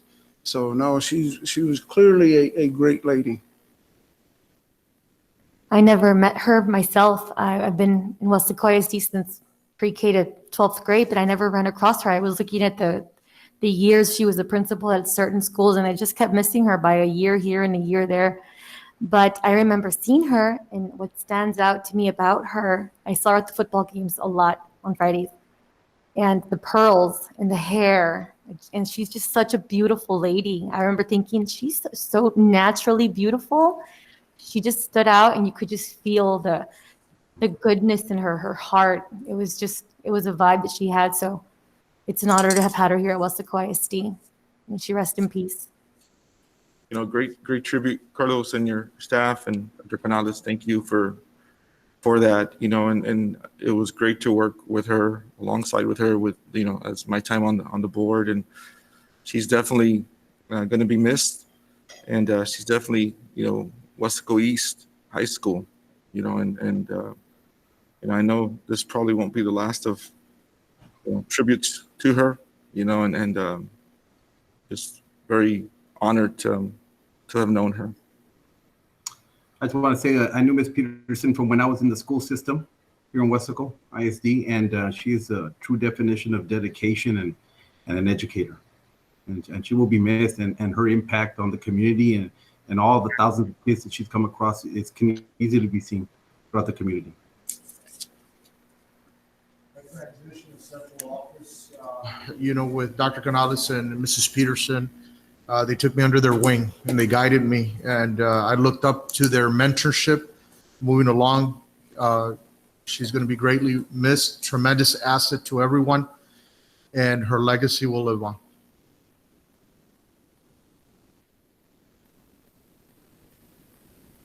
Okay. Rhino's watching, to her grandchildren, Fiona and Hunter. We love your grandma dearly, and she'll be a part of us, like we know she'll be a part of you.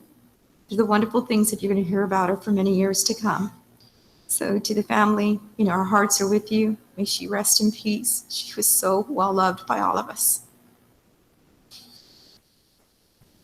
Thank you, everyone, for those wonderful comments. Carlos, outstanding tribute. Thank you very much for that. Okay, we will now go into a closed meeting to discuss A, personnel matters. 1, employment of personnel. 2, resignations. 3, deliberation regarding the appointment, employment, evaluation, reassignment, duties, discipline, or dismissal of a public officer or employee, Texas Government Code 551.074 and 551.071. B, deliberation regarding acquisition of real property, Texas Government Code 551.072. C, consultation with attorney regarding A, pending A or contemplated litigation. B, a settlement offer. Or C, a matter in which the duty of the attorney to the Weslaco ISD under the Texas Disciplinary Rules of Professional Conduct of the State Bar of Texas clearly conflicts with Chapter 551 of the Texas Government Code, Texas Government Code 551.071. It is now 9:57.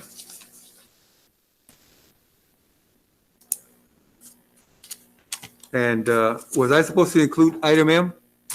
Okay, and also to discuss item M, the possible action to approve ratified letter engagement with Mullen Coughlin LLC for investigation, legal advice, and assistance with potential data security incident.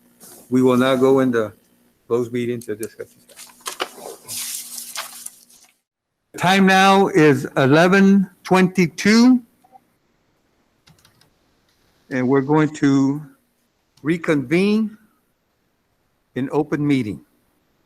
We'll start off with item M, discussion and possible action to approve, ratify a letter of engagement with Mullen Coughlin LLC for investigation, legal advice, and assistance with potential data security incident. Motion to approve. Okay, I have a motion to approve by Dr. and a second by Jackie Staita. Is there any discussion? Let's vote for approval. We'll start with Mr. Nieto. Aye. Jackie? Aye. Mrs. Sustaita? Aye. Dr. Rodriguez? Aye. Coach Trevino? Aye. Mr. De Los Santos? Aye. And is Andrew still available? Should we have the record reflect that at some point he, so let's let the record reflect that Mr. Gonzalez left the meeting at 9:57? I think that's the last time we talked to him, and that's when we went into close session. So we'll use it as 9:57. Okay, motion carries. Now, Dr. Canales, on the Employment. employment of personnel, one. Board of Trustees, I'm recommending that you approve the recommendations of contracts for certified professional personnel as discussed in closed session. So move. Second. Okay. Do I have Mr. Nieto approval? Dr. Jaime, and I second. Oh, aye. My fault. Okay, now, I'm going to recognize that Dr. Rodriguez motion to approve, and second, Mr. Nieto. Yes. No discussion? Now we'll vote for approval. Mr. Nieto? Aye. Dr. Rodriguez? Aye. Mrs. Sustaita? Aye. Coach Trevino? Aye. Mr. De Los Santos? Aye. Motion carries. Did I say Coach Trevino? Yes. I want to make sure I don't miss you now, Jess. No. Okay, number 2, resignations. Let's go on. Board Trustees, I recommend that you approve the resignations, retirements of certified professional personnel as discussed in closed session. So move. Okay, Dr. Rodriguez, move. Second? Second. Mr. Nieto? Second. Mr. Nieto seconds. Any discussion? Let's vote for approval. Mr. Nieto? Aye. Dr. Rodriguez? Aye. Mrs. Staita? Aye. Coach Trevino? Aye. Mr. De Los Santos? Aye. Motion carried. Was there any other No, there's no action. It's, on the deliberation I don't have the regarding the agenda now. employment, evaluation, reassignment, duties, discipline? No action. No action. And on item B, deliberation regarding acquisition of real property? No action. No either. action. The consultation with attorney regarding pending and contemplating litigation? No action. No action. Are we in order for adjournment? So move. Okay. This meeting is now adjourned. The time now is 11:26.